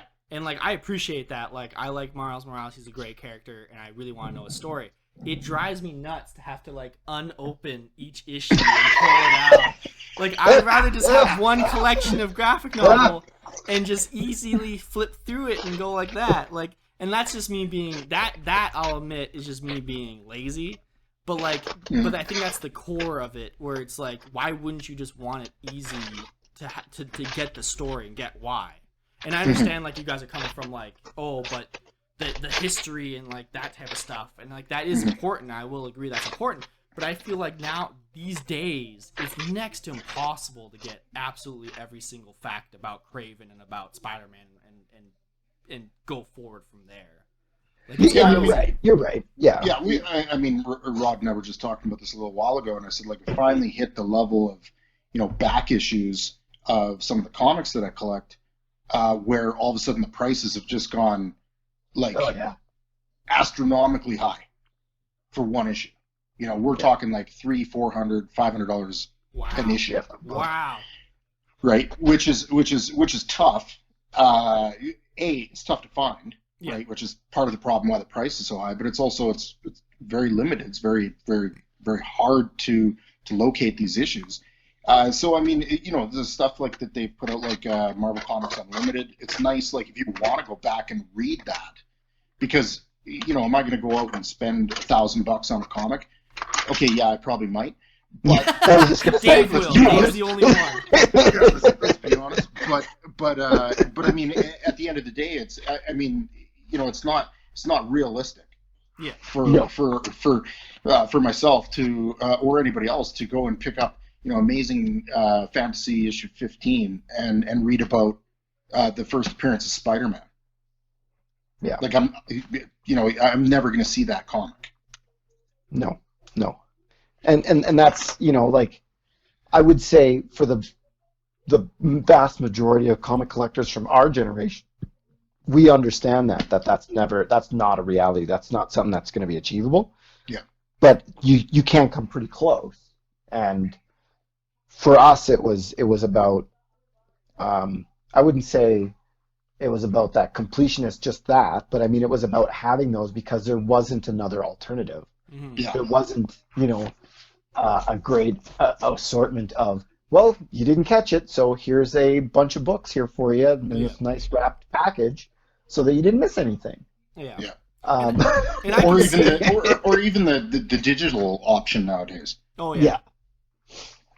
Like I can see what you guys are saying. And it's also, I think it's just a question of also like how you got into comics. Like I mean, you know, Rod and I got into comics. That's how comics were. Yeah. You know, that's just how it was. There right? wasn't an alternative. Then you had now you got the graphic novel era where, you know, they're packaging these, you know, storylines together, or, you know, in some cases, you know, the first, you know, 5 or 6 issues together, and then they do another one. You know, but, you know, now you've got like the next phase of, I think, comic book. I don't even know if you call them comic book fans, you call them superhero fans that are, you know, coming from the movies, because that's their exposure. Yeah. Their whole world is based off of simply just those movies. They're not based in what we would call the actual, you know, comic book universe. Yeah. You know, like they basically show up at the end of the day when all this stuff is already polished for them, and then they say, "Oh, that's awesome! And this is great." And, the long waiting 4 years for them to make this full movie. You know, like. Yeah. Like the thing and there's a from our generation too of comic book fans. There's a lot of disdain for these people too. Because you gotta remember that a lot of us going through, you know, not so much elementary school, but definitely high school, you were ridiculed. You were made fun of for collecting comics. Oh yeah. You know, and now you're sitting in a theater, and the guy that made fun of you is 3 rows in front of you. Wearing this, you know, it's like Flash Gordon wearing that stupid Spider-Man T-shirt. Yeah. And, you know, and you know, he saw the movie already, so he's educating his girlfriend on who Spider-Man is, because he's the expert now. Yeah. Like, well, he saw the trailer 3 times. Yeah. like nothing drives my wife crazier than when we're in the middle of a movie and I'm beside her just losing my mind because they did the most deep cut Easter egg, And she's like, I don't. Why are you freaking out? Nothing happened. And it's like, but that's the sock he was wearing in issue 5. You know. But that's the thing is like a comic book fan will pick that stuff up. Yeah. Yeah. Right. Whereas people just go in to enjoy the movie, and I give the movies a hard time. Anybody that's talked to me about them before, and I will say on record they are entertaining. I've enjoyed all of them. But that wouldn't be necessarily somebody's perception of my view on it listening to me coming out of the theater, because I'm absolutely eviscerating it. Oh yeah. Because of just my take again. I go back to I'm the old man yelling, telling kids to get off my lawn. Because get off my Thor. Get off my Thor. Yeah. You don't know Thor. Yeah. You weren't there. It's a difference of opinion as where people are coming into it at different times through different mediums now, and it's tough when you get together. Like I don't have a hard time talking to somebody that just reads the graphic novel versions. I might look at them and say that's lazy. But, wow. But wow, the truth comes out. Yeah, that's the truth I know, because I don't know who he's talking about, because I know for a fact that he does not talk like that. Yeah. But I mean, the ones I just really can't stand are the movie theater guys, because it just drives me nuts. Like, and my wife has been there when I've just about reached over and slapped some guy up the side of the head because he's just I saw this movie 3 times and this is why Spider-Man does this, or this is why the Avengers are like that. And it's like, man, you don't know what the hell you're talking about. No. And you hear it in the theater, and I do my best. I really do try my best to kind of turn a blind eye to their idiocy. But it is frustrating when you hear people talking like that in the theater. They're like, I picked up this graphic novel, so I'm all of a sudden I'm clearly the expert, and in this next couple scenes, it's very pivotal. Spider-Man becomes Spider-Man because his uncle gets shot. Oh. Yeah. Newsflash. Yeah, no idea. And you're just like, you moron. So this I think it's also like the stories. Like, I mean, there are some very. I mean, it's no different with book adaptations to movies as well. I found myself sometimes coming out of a movie theater going, hey, they did a pretty good job there. And there's other times I come out going like, oh my God, they just butchered that. Mm-hmm. When you got a perfectly good story, yes, you can tweak it, you can, add a little bit of flavor to it, maybe update it. But other than that, it's a great story. And then you get these, from my view, you get these, directors, whoever come in, these writers that come in and just bastardize it. Or slam 3 different storylines together. I think we can all agree that some of these movies have been, it's part cash grab. Yeah. They want to catch that, the box office buzz of other comic book movies, and a lot of them I think were greenlit, and people wanted to get their hands on it and make a name for themselves. Yeah. And you see that in a lot of these movies that are just kind of, they just phoned it in. I'm looking at you, Fantastic Four. Wait, which one? The early 2000s or the 2016, 2015? All of them. All of them? But I mean, the FF just suck in general, so who cares, right? Yeah, I'm looking at you, X-Men First Class, which turned out to be a great standalone movie. Wait, yeah. You could have chose X-Men Dark Phoenix. Origins Wolverine. Wait, okay, there we go. Directly. First Class is fine. X-Men Origins Wolverine is garbage. I'll agree with you on that, but First Class is fine. So here's my question for you guys. So one of the best Marvel movies, at least amongst me and Dave, is Thor Ragnarok, correct? Yeah. Dave, come on! You told me you love this movie. Don't back out now because Rod's here. No. Okay, there's 2 sides. I found out of all the Thor movies, this one was the most entertaining. And it was for something that I normally would just have so many problems with. I actually enjoyed it a lot. It was good. by far my favorite out of all of them so far has been Captain America: Winter Soldier. Winter Soldier. I was Okay, going to so- say, let's not say things we can't take back. Yeah, So- Ragnarok was fun. It was good. It had a lot of humor in it. I get that, but I mean, from a Thor reading comics, understanding Thor, it was just like, when did he it was just jokey and just over the top. Like it's don't get me wrong, I enjoyed the movie. It was fun. It was great, but from just a purely a character standpoint, it just felt like, Guardians of the Galaxy cashed in really hard on this funny Yeah. aspect. So let's just Hero. roll that into Ragnarok. Well, Yep. And my original thought about this was that it wasn't even a Thor storyline; it was Planet Hulk. Yeah, And so, It was like, Planet Hulk Yes. detoured or narrated by Thor. so, like, yeah, so this was my question for you guys. So you have new fans Yeah. that love Winter Soldier and they love Thor Ragnarok, right? So like Yeah. they now go to you guys because they're like, oh, I heard you guys read comic books. Like, how would then you transition them into comic books? Would you go like, oh, if you like Thor Ragnarok, come read Planet Hulk, or would you just find something completely different, like, and try to find something that pace, or would you like, how would you reckon? Because basically, like even though we harp on the guys who are just movie fans, it's still new comic fans. I saw what you Like, did you still there. want to I'm grow. not going to them. gloss over it. I'm not going to let go. You're not on the same side. Wait a minute. What are you reading? There's no us here. I'm slow you down right there, son. No, I mean this in jest. I mean, for the most part, when people come to me and they're like, Rod, I'm getting into comics. A buddy of mine that I work with right now, he's one of those guys. He's the movie guy.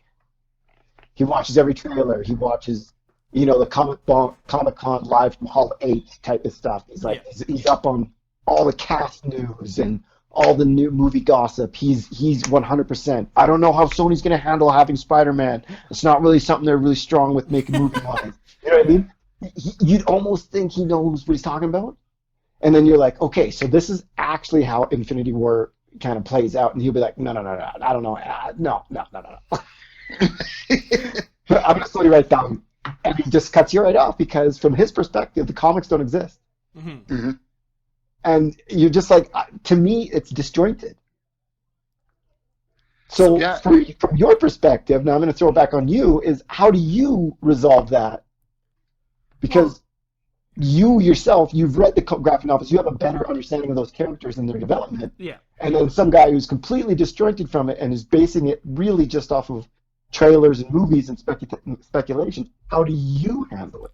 Yeah. So like the main thing I always talk about, like, because again, this is something like my wife and I talk about a lot, is like I kind of explain to them, like, obviously the movies. See, I'm just going to stop you there for a minute. Greg. Go ahead, There's go your ahead. first problem. Is yet again, you're talking to your wife about comics. There's no way Hey, on God's green she earth reads Squirrel that Girl. my She wife would loves sit Squirrel down Girl. and talk comic books with me for hours. I think I had her. I had her read one comic book series. It was the Wolverine origin. Oh, Yeah. with, And which I read, loved it, thought it was Yeah. great, thought it was a good opportunity. She, to definitely give me the thumbs up on it. Didn't seem overly enthusiastic, and I think that was about the end of that those conversations. like obviously, like my wife isn't gonna immediately go buy 50 issues of any Yeah. comic book I recommend. But like what I'm saying is, like, this is like my prime person I try to convince to read comics, and it's like Yeah. those things where it's like the first thing you kind of have to explain, like the movies obviously aren't what happens in the comics, and it's very different. Like and maybe this is just because of how I started reading comics. Like I just explain it as an alternate universe.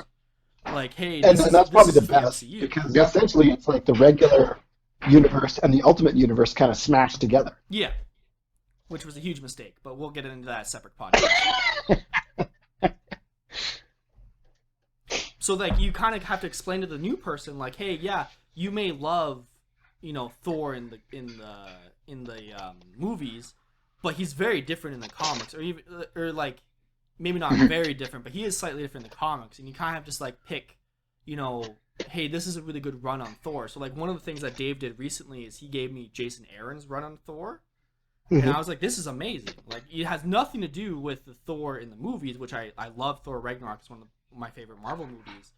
It's super different. Like, it's super like the Jason Aaron's run is completely different. But you can still appreciate, like, that's the character Thor just going through a different experience, and he's slightly different. And so you just kind of have to, like, mentally prepare people, like, hey, it's going to be different, but you can still find good stories and good runs and whatnot. I think anytime anybody's come to me and said, hey, I just went and watched this this Marvel movie, watched all of them, really into them, really enjoy them, like to try and read the comics, where do I start? There's not really anywhere to start. I mean, if you're going to start, I guess you start with issue 1. Good luck. $5,000 later. You're going to be reading a long time. It's finding those stories that really stick out as something that I enjoyed about the character, a story that was well written. Hopefully the art was half decent. Like Spider-Man, you already mentioned. Kraven's Last Hunt, great series. It's just directing them to something like that and saying, like, try this. Yeah. And seeing where where it goes from there.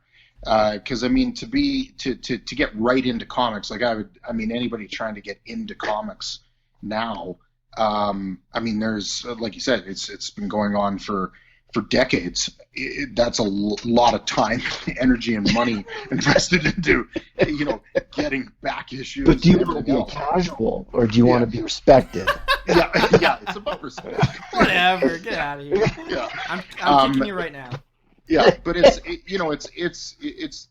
think that's the best place to start. Is you pick those stories. It's like anything. Like what got me into superheroes in the first place. Like I'm pretty sure in my generation growing up, the first exposure I had to superheroes outside of maybe the 70s Spider-Man cartoon was Christopher Reeve as Superman. Superman. Oh yeah. It was those things that got me in, and then once I started to understand who these characters were, I started latching onto the ones that I connected with. I connected with Peter Parker, Spider-Man, and that was my in. And then reading as many years as I have, I can turn around pretty confidently and say, read this series, or read this storyline. This was great. And you get a good gist of who the character is. You get a good story, and we'll see where it goes from there. Absolutely. I mean, that's. I mean, when you can, quote other comic book series that you're confident can say this is something that you would probably get enjoyment out of reading. I think that in itself speaks to how much you kind of put in time and investment in. Yeah. But I mean, on that same note, like I still go back and read old issues of like X-Men, Captain America, Daredevil. Like some of those old comic books that are, again, not necessarily like a full run, but like the one issue with Daredevil who fights Wolverine and Bushwhacker in one issue, and you're just like, it's like a roller coaster, but it's one issue. And it's not necessarily one that you're going to go looking for because it's just a standalone issue. It's not part of a big run. And a lot of people miss out on those. And I don't want to say that it's just those ones, but it's those ones that tie in, and they really carry the character's development forward and the stories forward, and they tie things together. Yeah, like if you're if you like the X-Men, you got to read Mutant Massacre. Oh. You got to read Genosha. Yeah. You got to read Inferno. And these are like I would say like 80s or early 90s. Yeah. And you don't see a lot of people going back and looking for those graphic novels. Those collections and saying like, hey, I want to read these. They were great. And to tell you the truth, right now, the art, by Silvestri or for some parts like Jim Lee, that art holds up against anything you see nowadays. Oh yeah. Like with some of the stuff that everyone misses out on the story that led up to the first Age of Apocalypse. Yeah. That was amazing. Mm-hmm. It was like the biggest what if. And it they even based it the Legion TV series is loosely based off how David Haller, which is Charles Xavier's son, develops into that idea that if he goes back in time and kills Magneto, then his dad never has to worry about the X-Men not being their true potential. And then this whole story arc gets overshadowed by the extremely good story arc of Age of Apocalypse. But you miss out on that because the bigger one kind of gets the graphic novel. Yeah. But or one of my favorite what ifs is like, what if the Spider-Man clone saga never happened, because I'd be so happy. Yeah. It's 2 years of my life I cannot get back. Well, then, I feel like that kind of not proves my point, but helps my point a little bit, where it's like you have those, like you guys, when Clone Saga started, were you like, oh, I'm so excited, let's see what happens, or were you immediately just like, nah, this is awful? Because to me, it's like growing up, it's like Clone Saga, I know, don't read Clone Saga, because that's just a garbage pile. Like why would you get it? And it's like one of those things where it's like, I feel like it's kind of hard being in the moment as a comic book person. It's almost nice being like in the future, because then you can go like, oh, I at least I can don't have to waste my time on this. garbage. Yeah. Yes. But it also works the opposite way too, though, right? Like you miss out on stuff. You missed out on a really good run because you weren't sure, and then it turned out to be super pivotal, and it was awesome. It was well written and really well executed, and you missed out because you were like, I'm gonna wait for the full book. Yeah, you don't make mistakes like jumping over to Image and buying every Image title there is because the art went there. All your favorite characters jumped ship from Marvel and DC and went to Image. Yeah. And wrote like 4 comic books. Yeah. But no, I mean I think it's more of a standpoint, like for me, it's when somebody comes to me and they say like, hey, I read comics, and we get talking, like when Greg and I first started talking about it, and he said, well, I read graphic novels. I probably chuckled. Yeah. Probably. Yeah. Probably. Yeah. But it just depends. I think it's more the attitude. It's like, the guy that's in the theater, rattling off to his friends around him because he's seen every Marvel movie and he knows, everything about comic books. That guy. I could that feel guy your air me. quotes. Yeah, that guy. Yeah, that guy annoys me. The one that reads the graphic novels and pretends he's, he knows everything. That annoys me.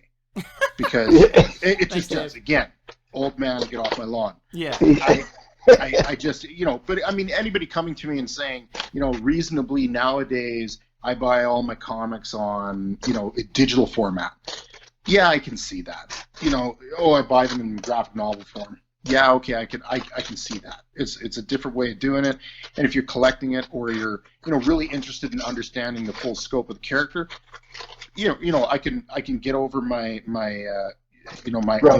own grumblings and deal with that. It's just when somebody comes up and says, "Hey man, I read the Age of Apocalypse graphic novel, and I know everything about the X-Men."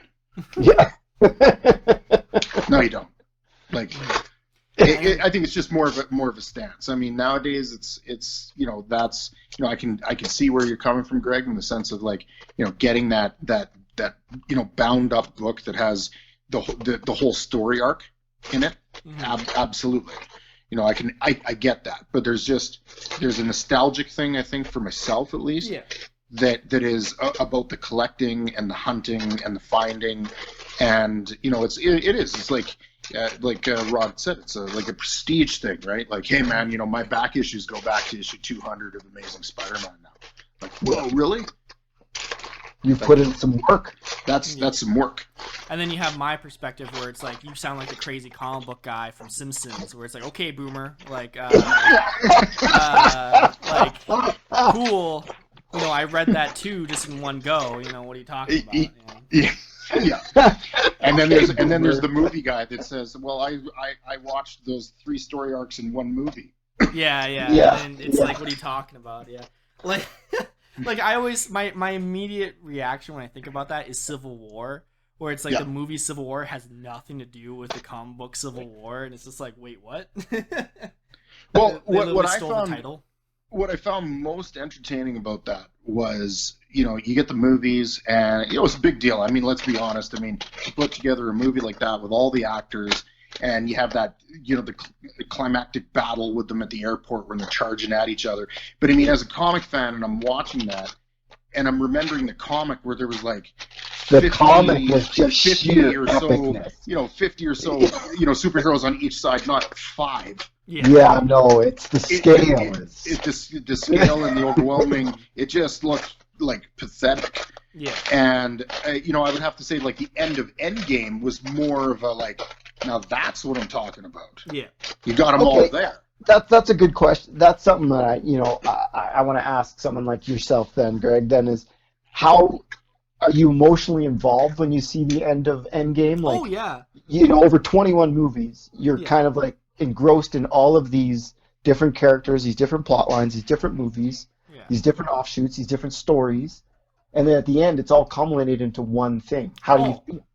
I lost my shit. Like I had chills. Like I had tears down my face. I was like, this is amazing. And like, but the thing is, like, and that's even somebody who reads the comics. Like I had people around me who only watched the movies, and they were also like very emotionally invested. Like when Cap is like beaten to crap.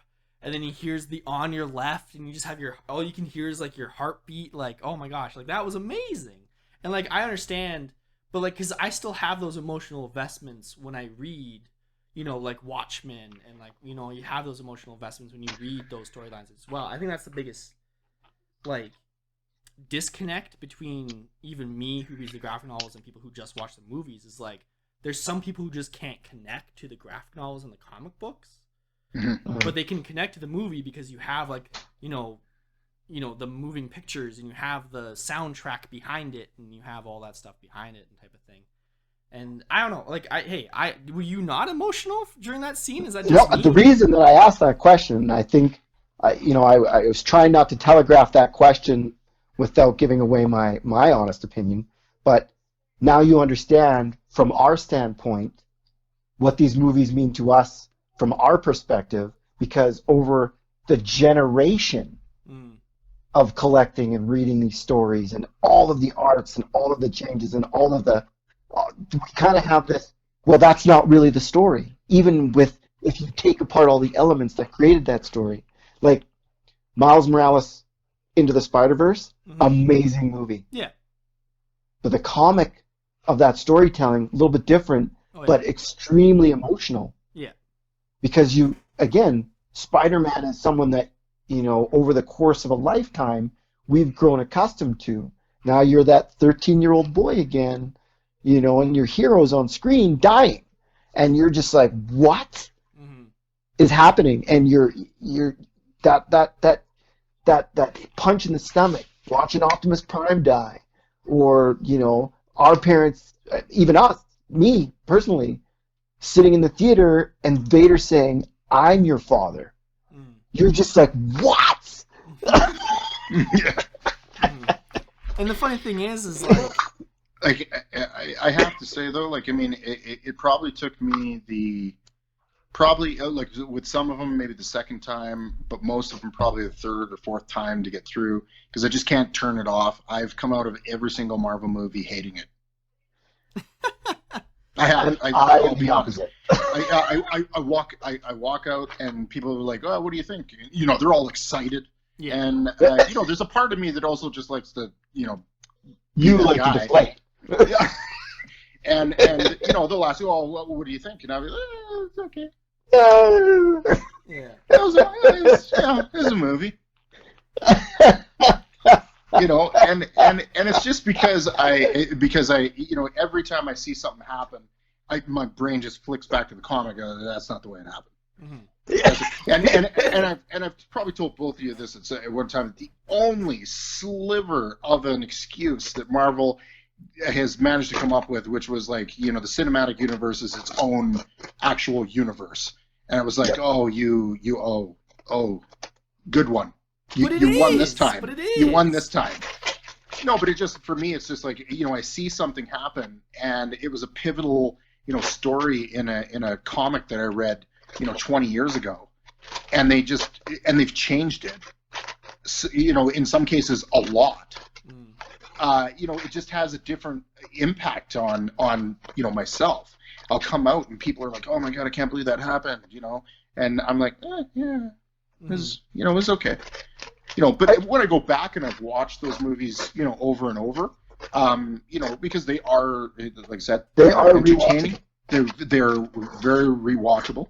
Then that, the 15-year-old kid starts to come out of me, and I'm seeing Captain America on the screen. I'm seeing Thor. I'm seeing Spider-Man. I'm seeing, all these characters that I collected and I can kind of let my guard down, I guess, a little bit, and I watch it and I enjoy it a little bit more.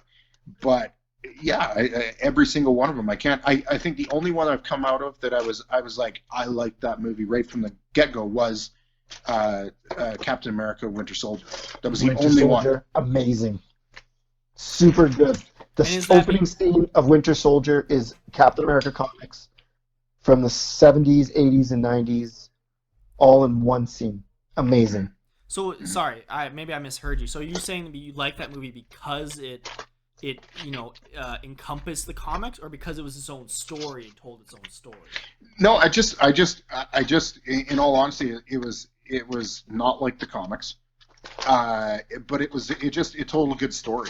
There was just the right amount of action. There was emotional involvement. Like, I just came out of that one going, like, even though they changed stuff, I still like what they did. They just, for me, whatever it was, and again, just my opinion, they just nailed it. Yeah. The scene when he's just the start of the scene, when they're on the Quinjet still. I love that they're on a Quinjet, and they're flying over the ocean, and the banter between Cap and Black Widow, talking about him dating and him being like, well, all the people from my barbershop quartet are dead. And then him just jumping on the plane. And that other dude's like, did he have a parachute? Nah. No. Nope. Nah. He's captain. Like, he's Captain America. Yeah. He's got a job to do, and he's going to go do it. But then on the other side of that, the part that pissed me off as a Captain America fan was the fact that they just gloss over Batroc the Leaper, one of his oldest, deadliest foes. They just totally gloss over him. Yeah. Like, I had to look up who the hell Batroc the Leaper was when I heard he was in the movie. I was like, who? And then I was like, and then they you just all you had to do was turn to one of the movie guys, go, who is that? And you go, oh, GSP. Yeah, you know who GSP is? It's GSP. Yeah, when he's not fighting in the UFC, he's beating up superheroes. Yeah. He's a terrorist. Yeah, he's a terrorist. The French terrorist. Yeah, the exactly. French terrorist. That was actually a big time piss off for me. I don't know how you felt about it. But what they did with Batroc and what they did with Crossbones, completely unacceptable. Two very good villains that were super good for a long story arc, and they just kind of use them as a one-punch drunk hero kind of thing. It was really I feel like they've done that pretty much right across the board with the Marvel movies in general. Like, there's a lack of character development with the villain. I've said this before. You don't really get to understand who they are other than the fact that they're a bad guy. You might get a little more with the main bad guy in the movie, but you don't really get to guys like where they threw in Crossbones or any of the other minor villains in some of the other movies where they just make a quick appearance and they get the floor mopped with themselves and that's it. it's not as satisfying because I think like a character like Crossbones, you could do a whole Captain America movie with Crossbones as the guy. Yeah. Absolutely. You could do a whole movie with Crossbone. You could do a whole story, like 3 movies with Crossbone as the guy he's after, because in the comics, he was so hard to catch. He was so elusive. That's another thing. They make it seem like the Winter Soldier was like this ghost, and I got shot. Black Widow's like, I never saw him again. He was no riflings on his bullets, and he shot me from, the middle of a snowstorm from through another person. Away. He was probably on the phone, hiding behind it, and he shot me and got me, and I just barely made it out with my life. And they make it sound like this Winter Soldier guy is completely badass, and they kind of tease you with it, and then you know what? He shows up on a New York afternoon, doesn't even hide his face. Yeah. But that's why I'm very curious to see where they go with these with the TV series like Falcon, Winter Soldier. Like if you have, say, a season spanning 10 episodes, hopefully you're going to see a bit more of a deep dive into some of those villains, and some of those villains will be around, a little longer than just 30 seconds. I think if they have learned anything, and I'm not giving them the credit just yet. To be able to say that they've learned long term how to deal with a bad guy other than how they treated Thanos. But you're kind of seeing those hints with the X-Men side with how they're just sprinkling in the whole idea of Mr. Sinister. Yeah. Do you see that? Like when at the end of the last X-Men movie where they just kind of like, we'll take it from here and it's the Essex Corporation coming to collect some samples. Even Deadpool had that where they had the Essex house or something like that. Like they mentioned it. Like, because Mr. Sinister is by far one of the scariest people in the Marvel Universe. Yeah. So here's my counter, or not my counterpoint, but at least a question to hopefully that we don't shit on the movies too much. So is there anything in the movies you would say they did better than comics? And I actually know Dave's told me this, like within last week. He said he liked Loki in the movies better than the comics. Yeah, I would agree with that.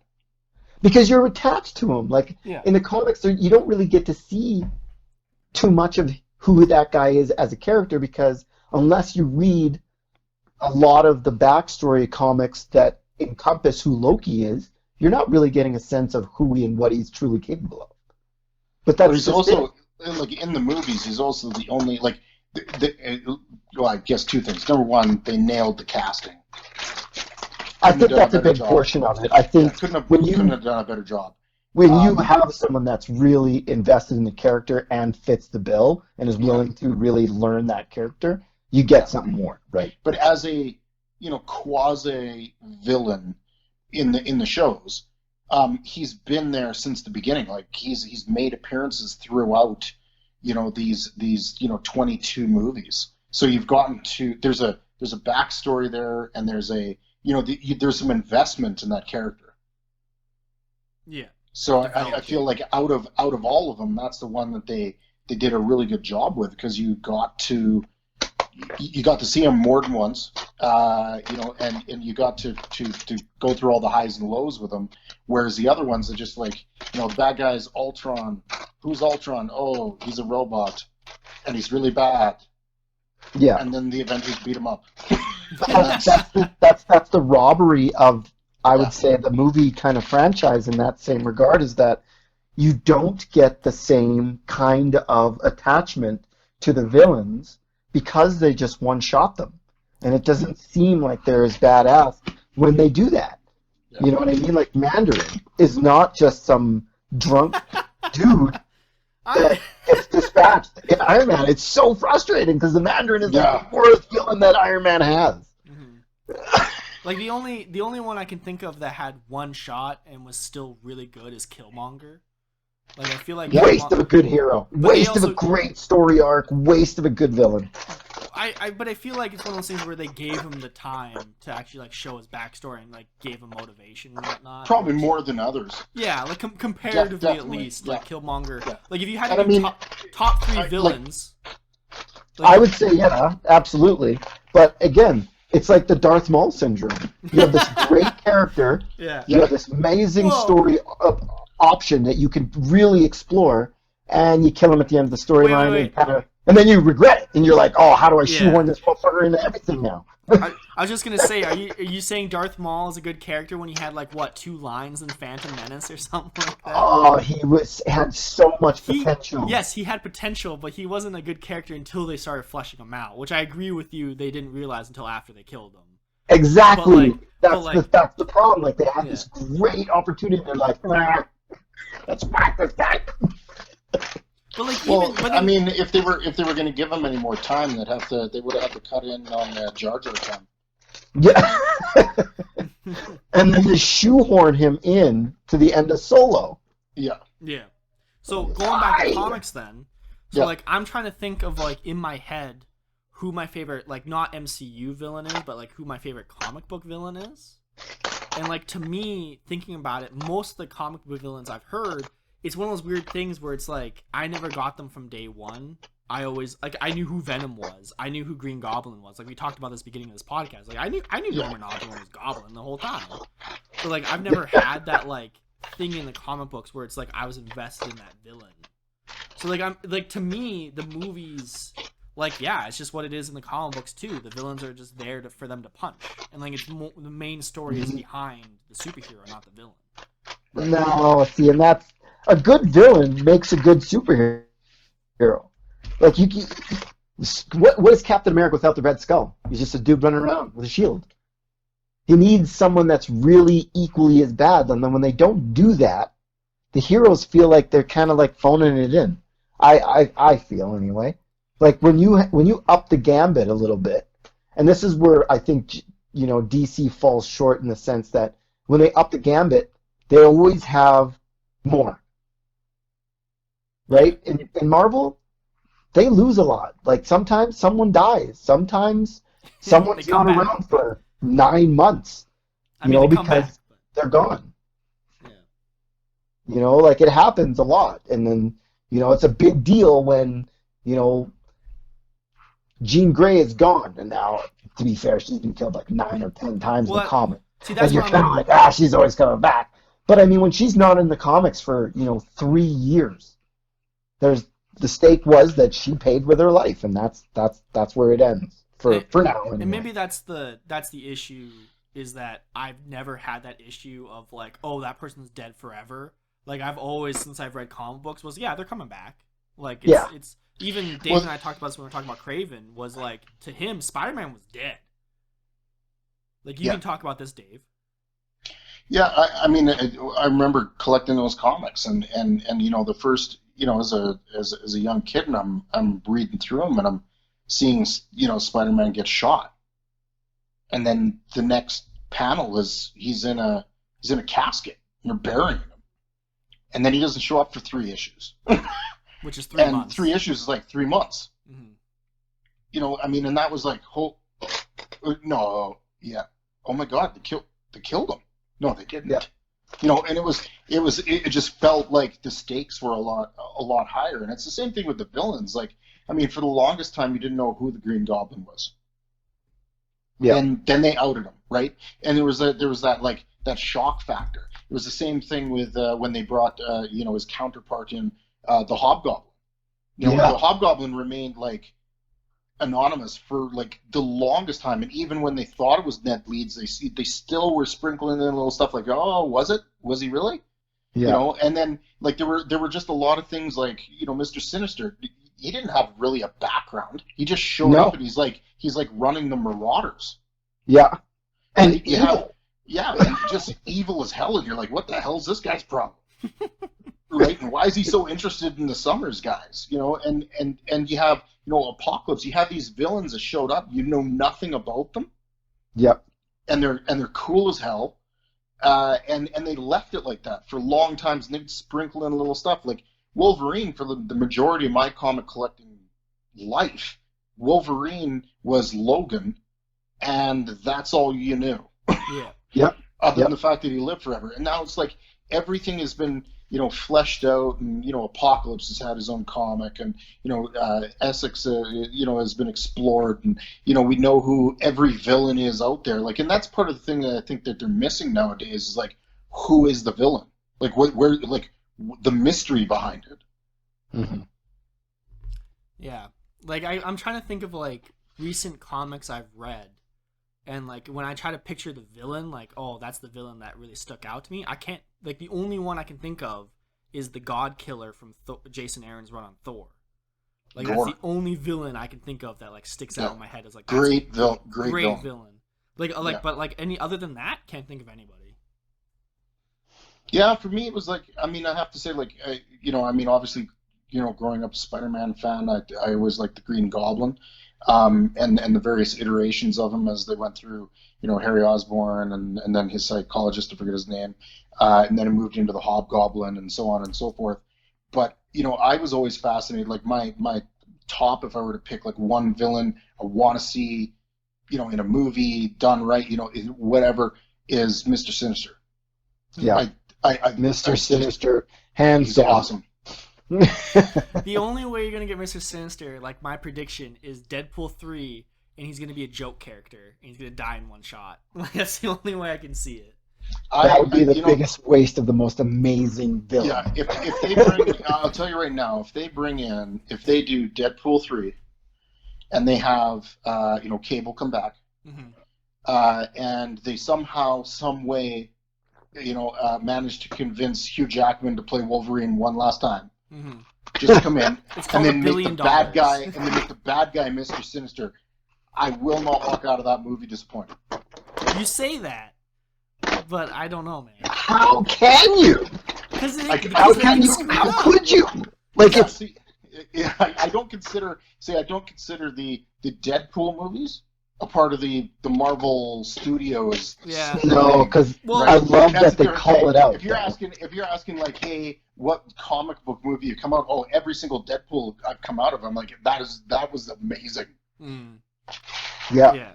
But that's the issue is that Deadpool 3 is now Disney. So it's like, what are you gonna like? It's gonna be a Marvel movie. Yeah, but I hope they have enough license to continue on with what has been like Deadpool, as good as the Marvel movies have done, Deadpool has handed them their lunch every time they put one out. Yeah.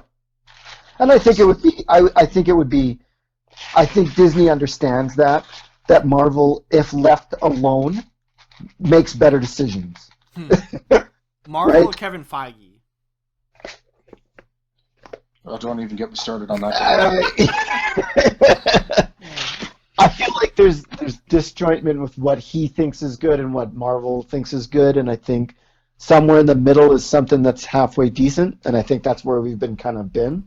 But if you kind of had him step aside, and we've seen it with Into the Spider-Verse and a couple of other small snippets of movies, I think they have some better stuff coming. But the alternative is Fantastic Four, which is a dumpster fire, where you have no vision. A dumpster fire, that doesn't even quite adequately describe what was the Fantastic Four. I don't care what you guys are talking about. If I was looking to, like, if somebody came to me and was like, hey, I want to get into comics, but I want to start with a movie, and I was like really interested in them not collecting comics, I would take them to a Fantastic Four movie. just to cut them off at the knees. Yeah, like they would go and be like, "Oh, this is just not my thing. I'm gonna go back to watching Power Rangers or something." Hey, we don't besmirch the name of Power Rangers on this podcast. How dare you? Besmirch! Wow, that was fighting word. That's a $5 word, sir. Yeah. So yeah, I don't know. I mean, if they, I'll be the first to admit I'm not a big fan of Hugh Jackman as Wolverine. Yeah. And I have to pause when I say his name now because my son always calls him Jack Human. And as a result, now my brain only hears that when people say his name. Yeah. He basically is the ultimate anti-Wolverine. In real life. Yeah. In real life. And that bothers me so much. So much. Like to me, you need a Canadian to play Wolverine. Like, you need... you need someone that's only 4'2".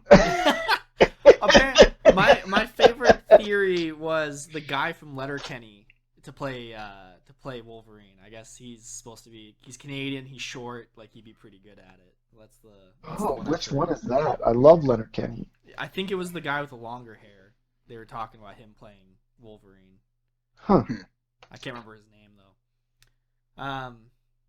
Yeah, so I don't know.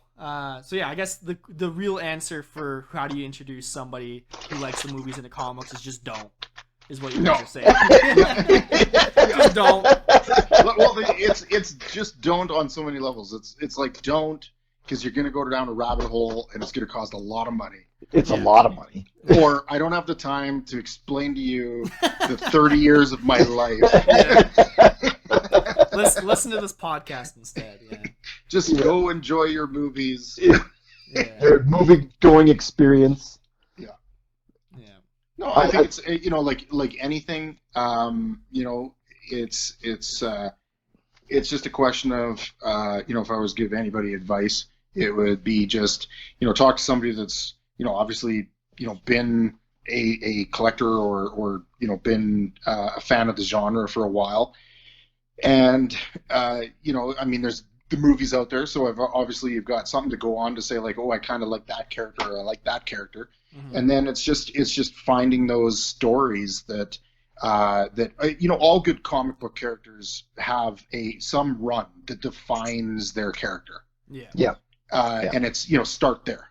Yeah, that's fair. And I think maybe that's one of the things that's hard to explain to new people is like you don't necessarily have to read every single issue. You kind of just have to find what you like, and then that's kind of what you have. Even though earlier in the podcast you guys were saying, oh, but you've never read every single issue. But like nowadays it's kind of impossible. You kind of just have to find what's the author, what's the illustrator you like, and kind of go from there. Yeah. And I mean, as much as you're going forward, go backwards. Yeah. Because there's some great stories.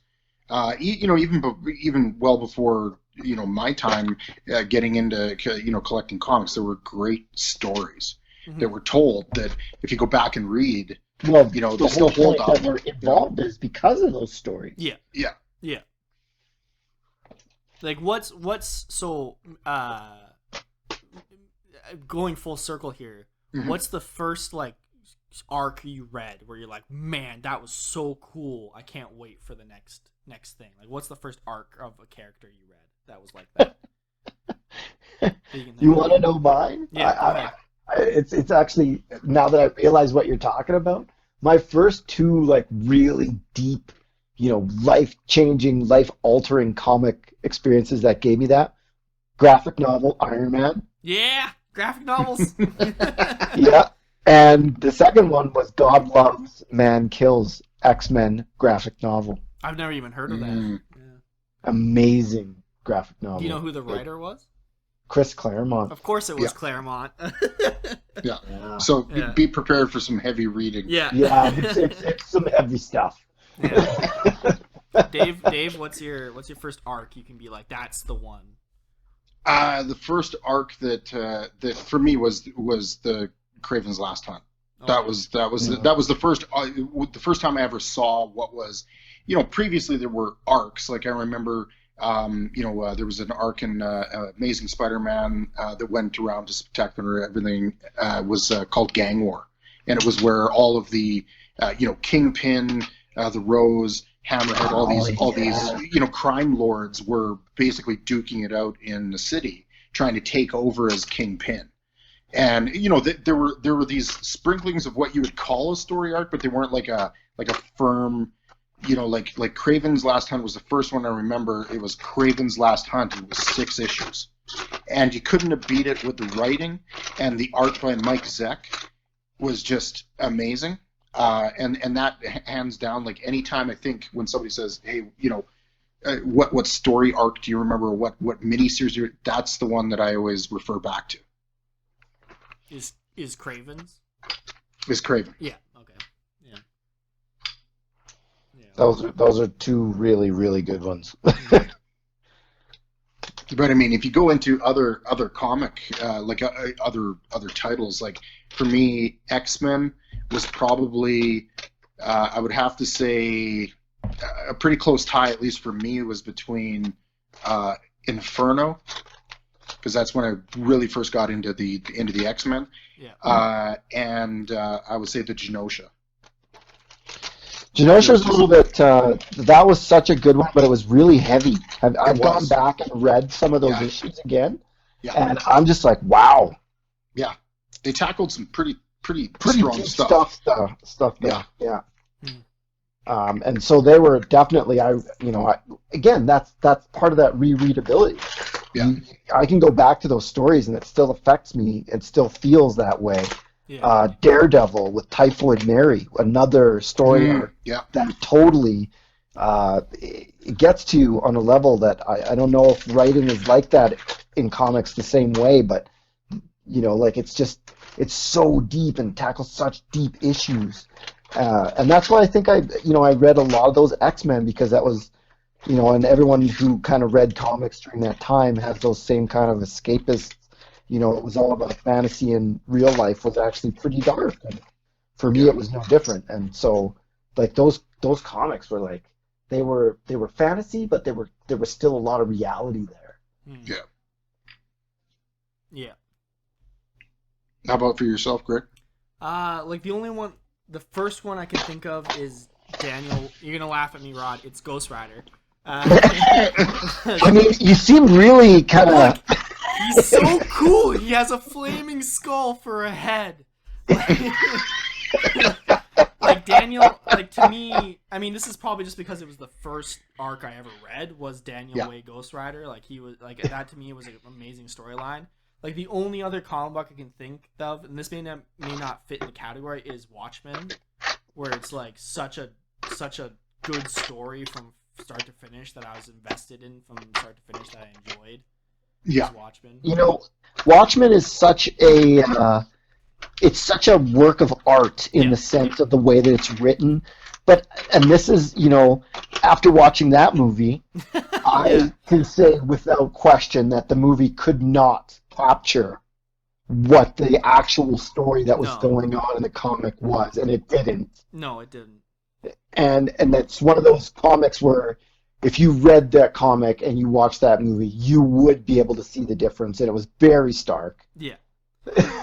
And I think that's a really good point to make about comic books as a medium, is there are some stories that you can only make through comic books that only really work through comic books.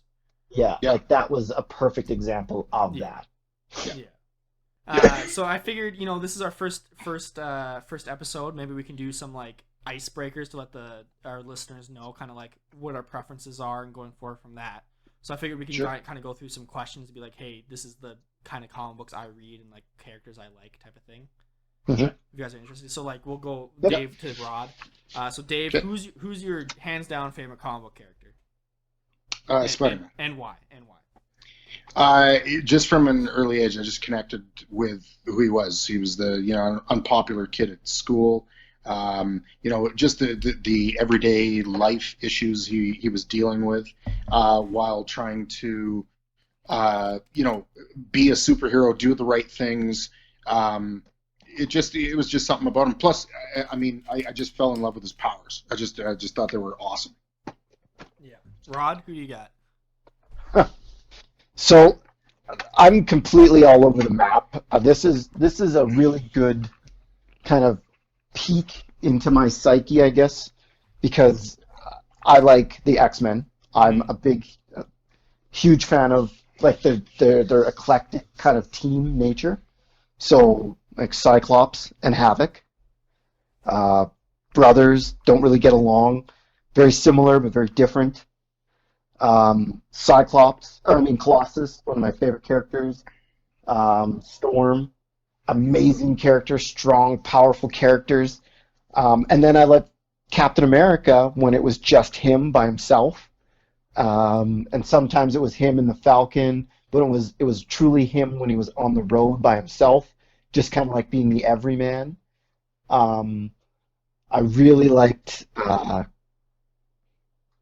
Daredevil, kind of like this lawyer who by day who wanted to stay local, again, just fighting for his little neighborhood, his little tiny slice of life, Hell's Kitchen. Yeah. And he's just like a guy who puts on a leather suit and he goes out and beats up bad guys, that he couldn't beat in the courtroom. Yeah. But he's Catholic and he knows what he's doing is wrong, and that's the part that always, like it's such a like the dichotomy that he has to deal with every time that he does what he does. Just those types of characters, I just don't think they're easily delved into in one kind of issue, and that's why you got to read all these stories of how they face different scenarios. Mm-hmm. It's the day-to-day stuff that really gets you. Yeah. I think what Rod's trying to say is Wolverine. Is that a joke? As in, like, that's his least favorite character? And I guess to a lesser degree, Ghost Rider. So moving on. I mean, as we've joked before, my favorite character is Ghost Rider. I think it's just one of those things where kind of like it's one of those things where it's like, again, it kind of has to do with my origin with comic books, where it's like one of my first forays into comic books was Marvel Ultimate Alliance, and he was just so cool. He was just this random flaming skull dude that would grab enemies and whip them around the room and throw them across the entire map. Like, that was so cool to me. And then my first arc was Daniel Way's Ghost Rider, which was him fighting the devil, and it was just all this random bull crap, and it's just him blowing devils up and stuff. I don't know. I think it's just one of those things where it's like, it got me at that age where I was really into that type of stuff. Yeah. So it just stuck with me, and I just kind of, and like, hey, have you read the newest Ghost Rider? Man, I can't believe I'm blanking right now. When he has the car, the Dodge Charger. Is that even the same guy, though? No, it's a different person. So, like, there's multiple iterations of the Ghost Rider. And this is one of the things I love the most about Ghost Rider, is you had this potential for, like, you could have Japanese Ghost Rider, you could have, African Ghost Rider, you could have, like, all these different types of Ghost Riders, and that was one of the things I loved about that, was the possibility of Ghost Rider. Like, I don't think there's been a lot of authors who have delved into that, but the potential of it is what really intrigues me about Ghost Rider. One of the things I want somebody one day to really delve into. Also, again, the Nicolas Cage movie, Eva Longoria, super hot. She was the greatest. Eva Mendes, how could you? I don't know. Whatever. Eva something. She was hot. So here's the alternative. Who's a superhero you find super overrated that you wish people would shut up about? And mine, and this is a little bit of shot at you, Rodney, that you mentioned it. Screw Cyclops. I can't stand Cyclops. He's the worst. He's so boring. That wasn't even called for, sir. You said Cyclops earlier.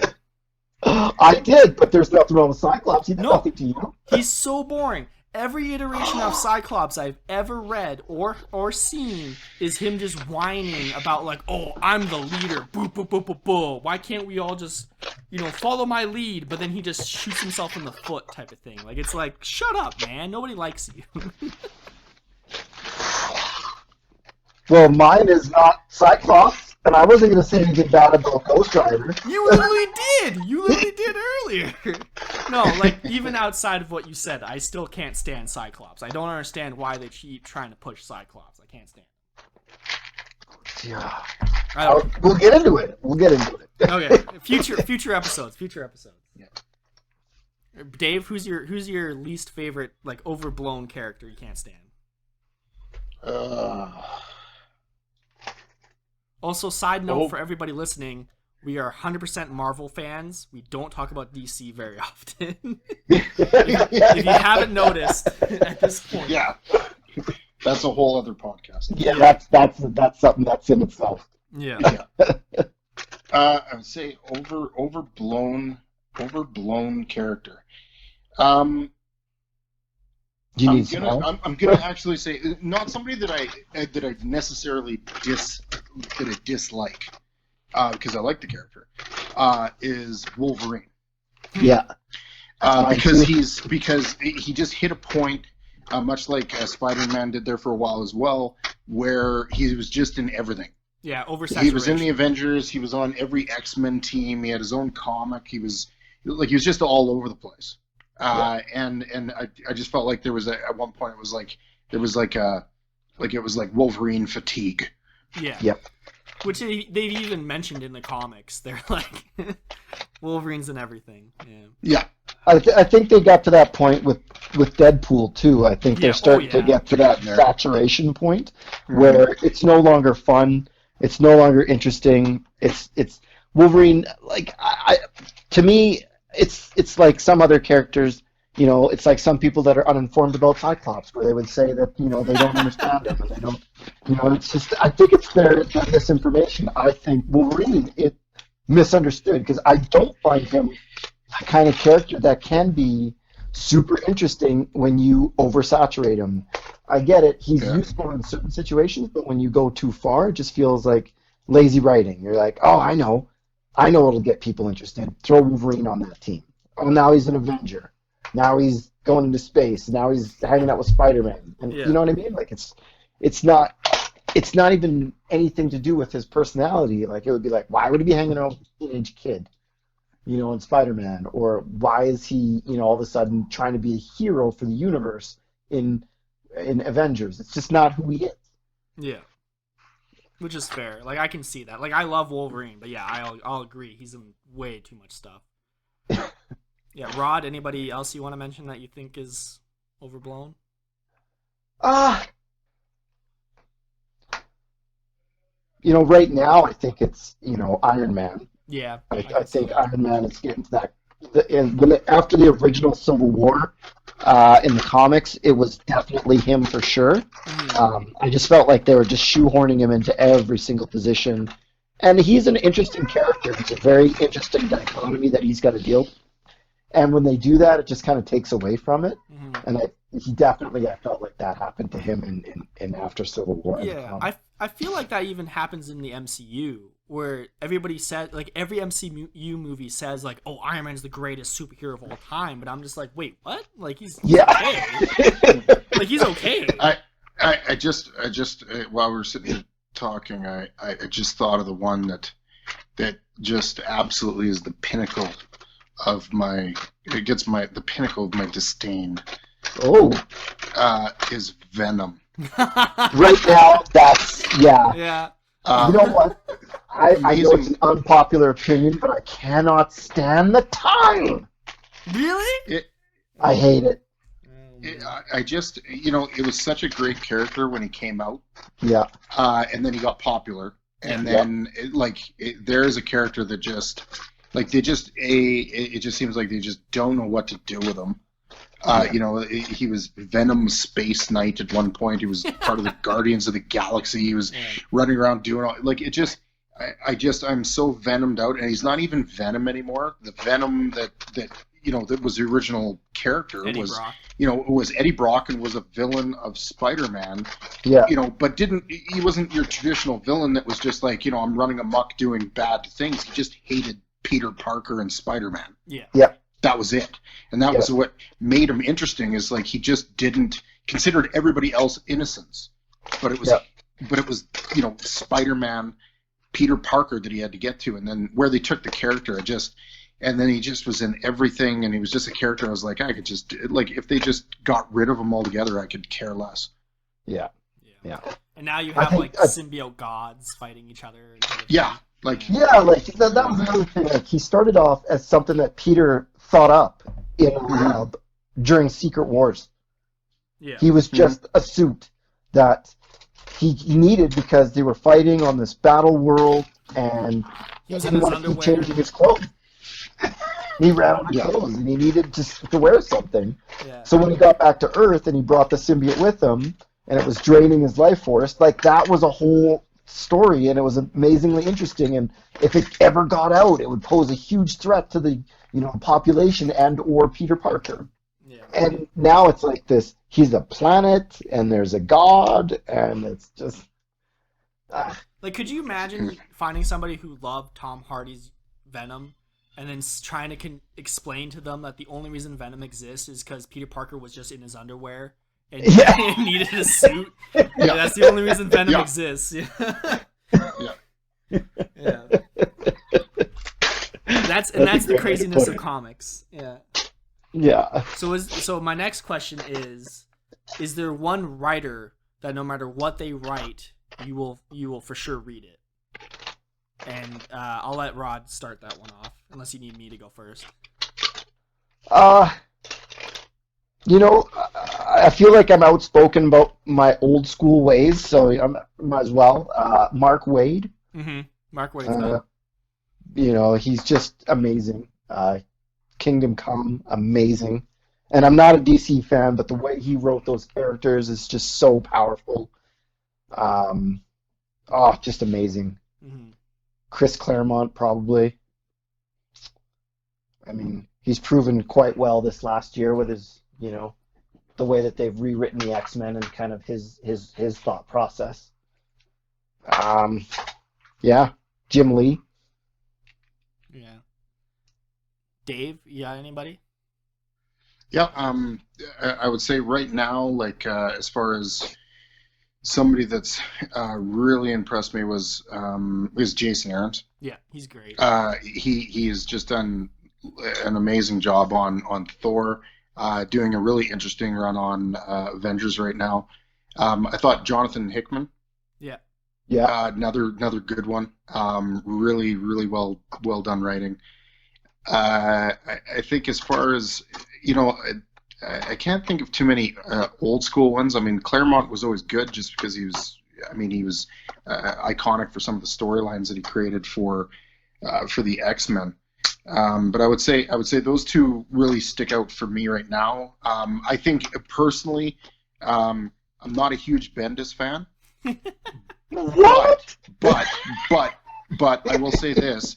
I think he holds probably one of the best runs on Daredevil that I've ever read. Mm-hmm. That's fair. Yeah.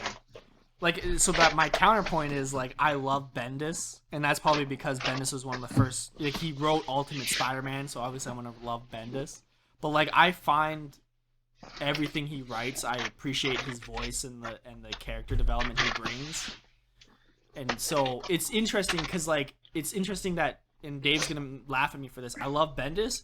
I like Chris Claremont. I can appreciate, but like I can barely read what he writes just because of how wordy he is. And I know Dave's gonna laugh at that because he knows what he feels about Bendis. Well, I told you the other day when we were talking about it that if Chris Claremont and Bendis wrote a comic together, you wouldn't need an artist because it would just be dialogue.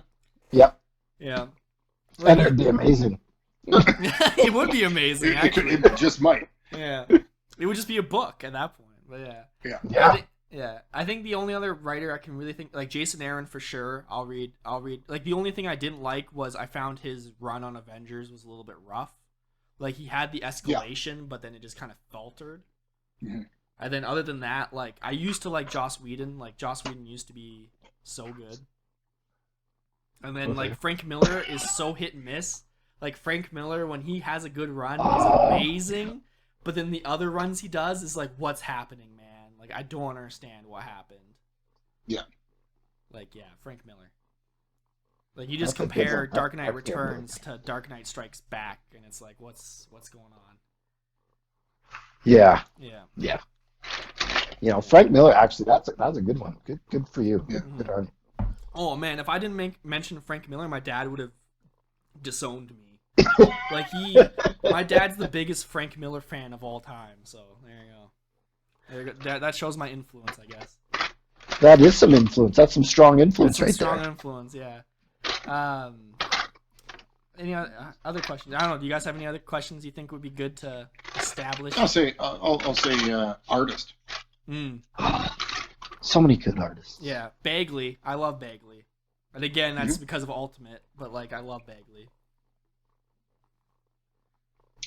For myself, I would say my all-time favorite is Jim Lee. Yeah, he's good. I buy and collect anything that he's done, just because his art was just amazing to me. A very close second is Mark Silvestri. Oh yeah, and love Mark's work as well. And I would have to say, and I'm dropping the name right now, the artist that did Thor: God of Thunder. And then he also did the Secret Wars series just recently. Oh yeah. I'm forgetting his name, but he's got amazing work. You can Google it. How about yourself, Ron? Um,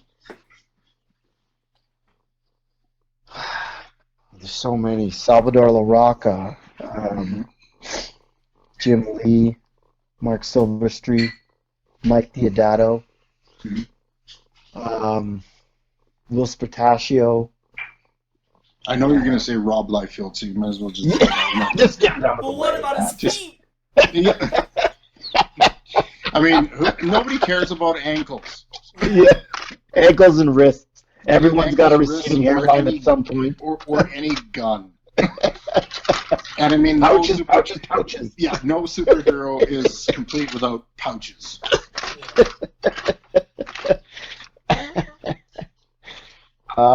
Yeah, probably not Liefeld. The author for God of Thunder was Ribic. Ribic. Oh, yeah. Yeah. The one thing I was going to say about Jim Lee, though, is that Jim Lee is now DC, Dave. So does that mean you're going to start buying DC books?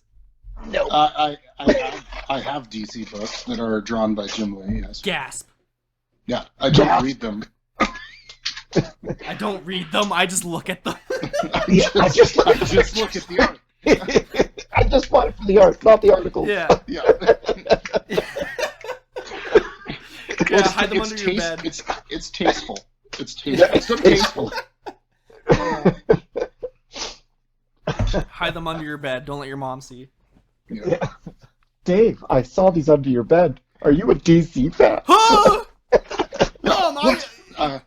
No, they're my brothers. Yeah, I'm just hoping for somebody at school. I'm holding it for somebody else. Yeah, I just read them for the articles. Yeah. That's funny. I too have a lot of DC comics recently. I do have quite a bit of the last run of Batman. Like Tom King. Yeah, I've heard it's good. I really enjoy it. Like Date Night, really good comic, really good read.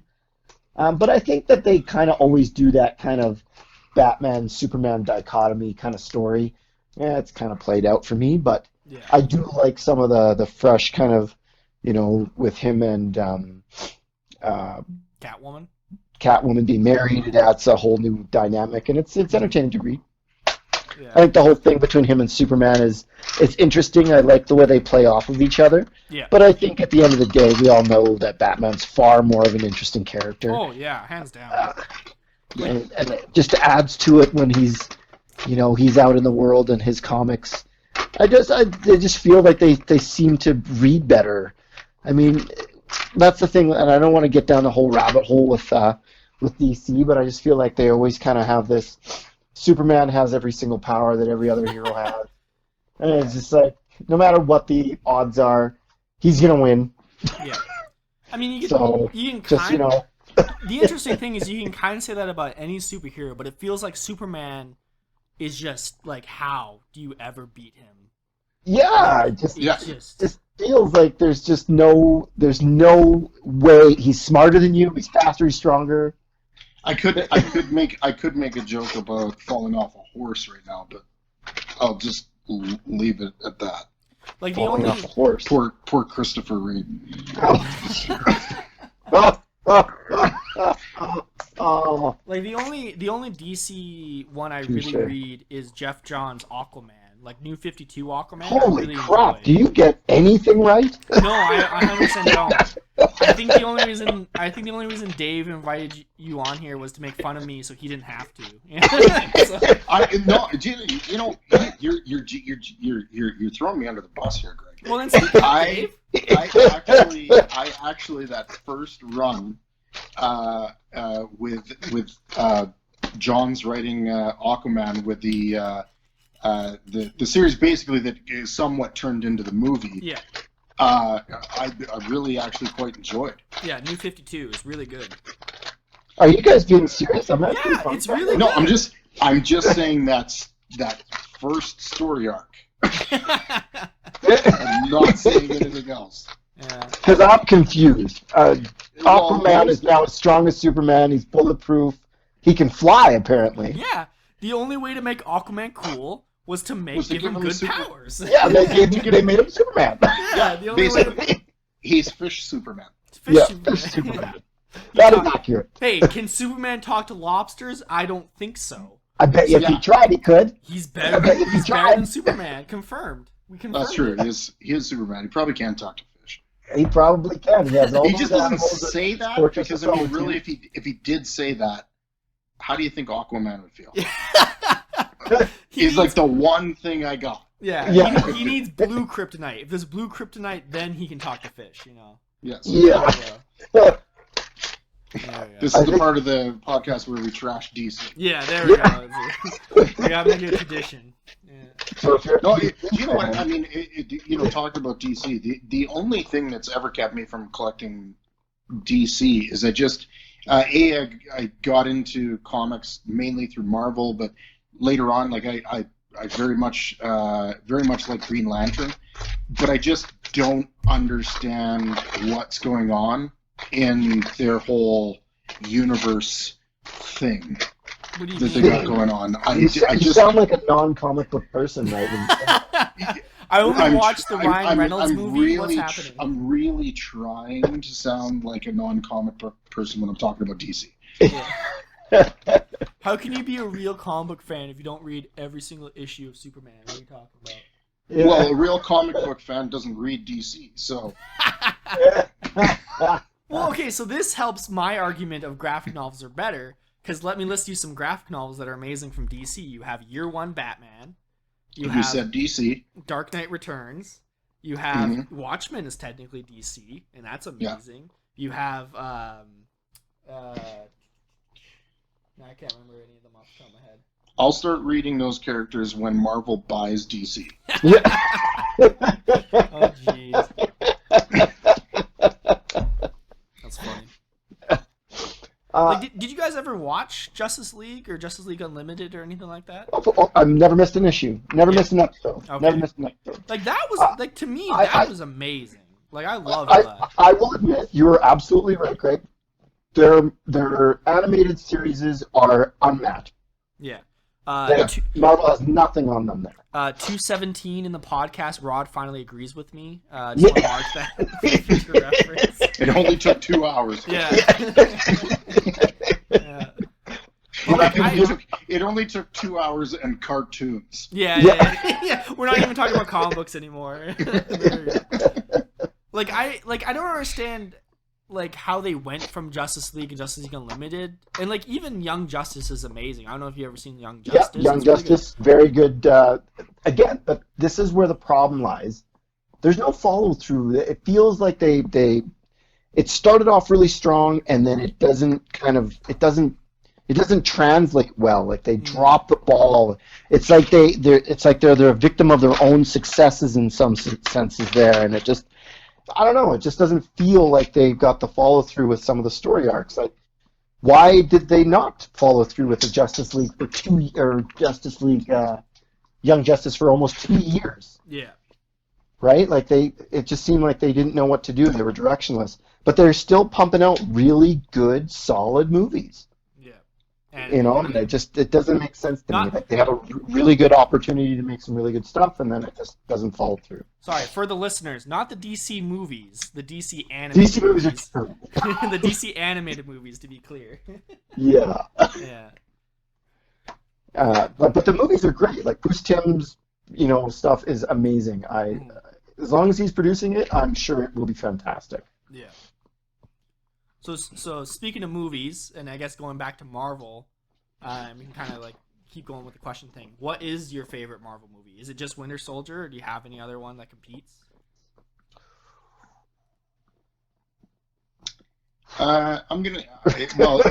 If you're just talking purely like Marvel Studios, or you're just talking about Marvel characters. We'll broaden it to Marvel characters, even comic book characters. If you say you love Wonder Woman, I won't hate you. So yeah, I'm gonna say the Deadpool movie. Yeah, Deadpool's great. Okay, so if I eliminate that, I still think the two best comic book movies that I've seen that are right up there with anything Marvel's done are the first two Batman movies with Christian Bale. Oh yeah. Well, of course. Hands down, and I would say my favorite is the Dark Knight. Yeah. Yes. By far. I don't think anybody's touched that. Do you like Batman Begins over Dark Knight Rises? Yeah. Really? Yeah. Oh Yeah. man, I like Dark Knight Rises way more than Batman Begins. Yeah, I was not. Yeah, but this is because you're always wrong. 220. He does not agree with me anymore. I mean, they're not spread out as far as the comic book series, but think of Batman Begins as like the back issues. You just don't like back issues. That's the old man movie. Yeah. But no, I mean that whole trilogy was good. I think the height of a comic book movie that I've seen is Dark Knight. I don't think. I mean, you can throw as much glitz and glam as you want on Endgame and have every superhero in the friggin' book in the movie and everything else. Story wise, grit, just the whole thing. Acting was just by far the best.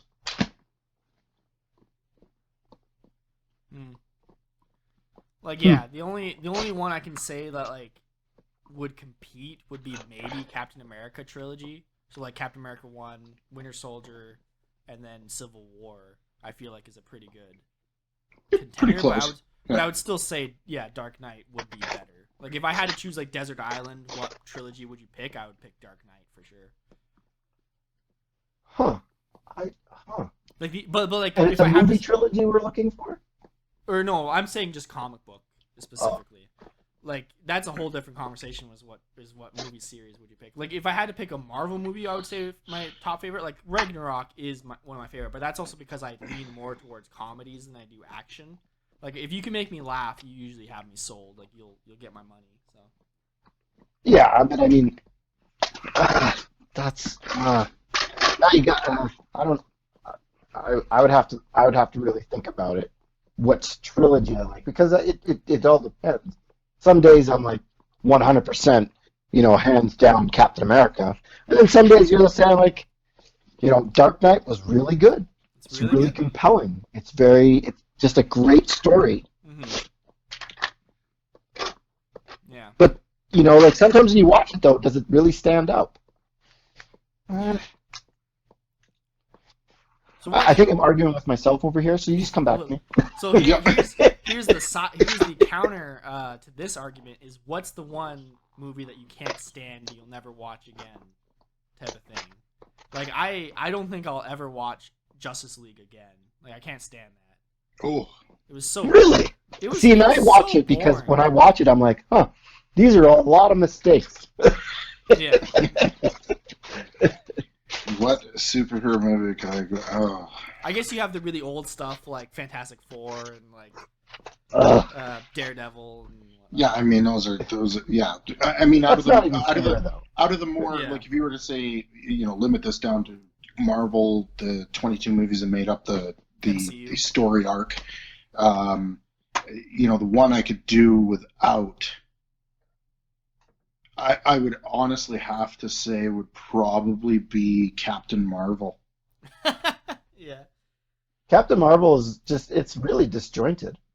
I think what it was is coming off the heels of Wonder Woman, and I had really high hopes for the movie and the character, and for the character to be this like breakout, character for people to jump on and realize that the universe of Marvel expands beyond Thor, Captain America, and Iron Man and Spider-Man.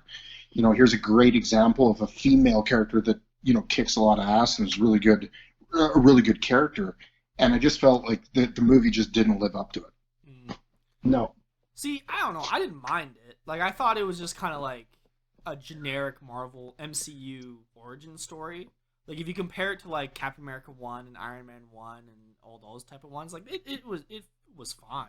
Like I don't think it was my favorite, but I thought it was fine. Like the only one I can really think of that I'd be like, hey, you'd never need to watch it again is like Thor: Dark World, where I'm like, I'd never need to watch that again. I'm good.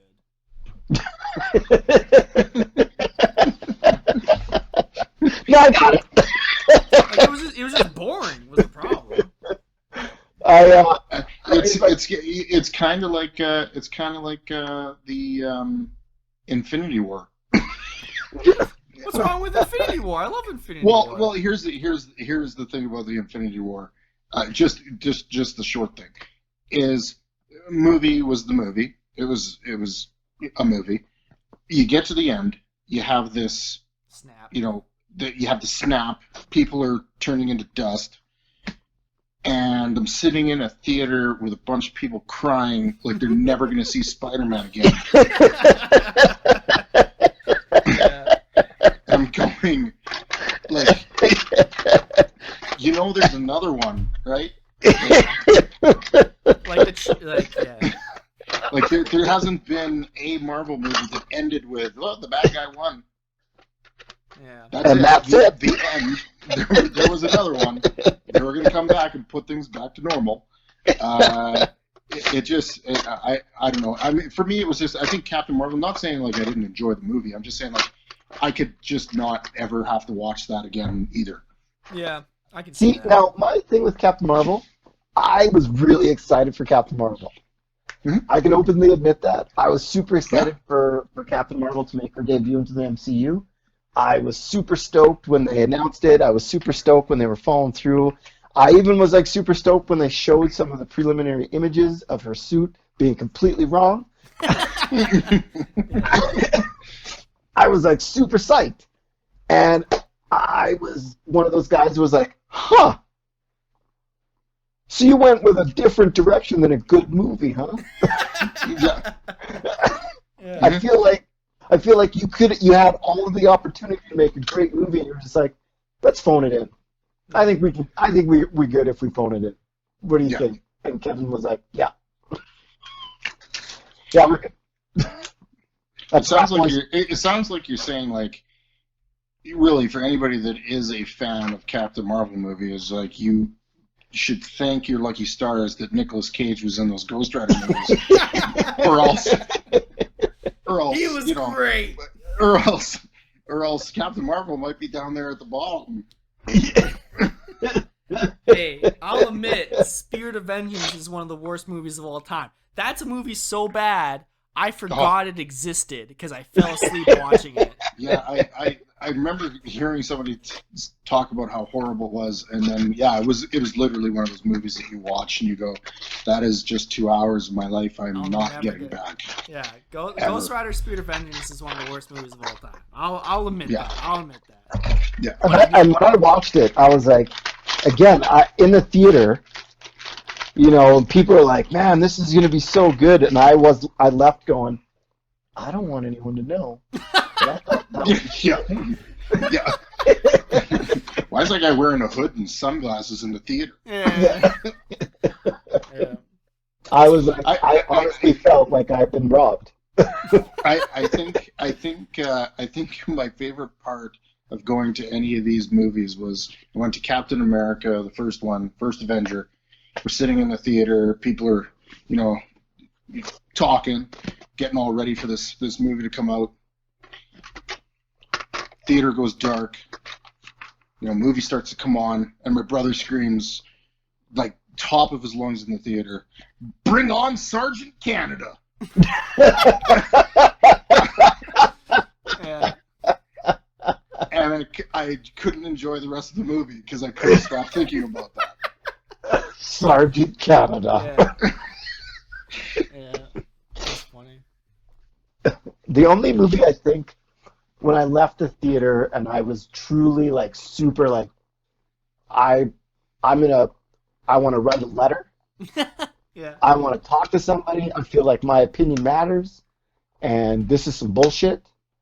It's unfair. I want my money back. I want my time back. Was The Devil's Rejects. It's not a comic book movie at all, but The Devil's Rejects from Rob Zombie. I was just gonna say, I want that to be out there, that I feel like even today, Rob Zombie personally owes me an apology. This is for you, Rob. You're listening. You owe Rod some money. I just feel like we all need to know what the fuck happened there. Yeah. See, I made a comment to somebody about we were talking about comic book castings and stuff, and I said, they couldn't have cast a particular character, like, for instance, Iron Man, as much as it's overplayed right now, but I mean, I think Robert Downey Jr. did an amazing job as Iron Man, just took it into a different level that I appreciated. And I made a comment about, someone saying, yeah, they've made some really good casting, and I said, yeah, if only they could do that with Spider-Man. And somebody started jumping all over me about Tom Holland. Who was You that? don't like Tom Holland? Rod, guess who that was fighting him on Tom Holland? Who was that? He's the best Spider-Man. Rod, who's your favorite Spider-Man? Right now? Yeah, right now. Right now, I do think Tom Holland has a pretty good lock on it. Okay, right now, I put them in a three-way tie. With who? With Tobey Maguire and Garfield.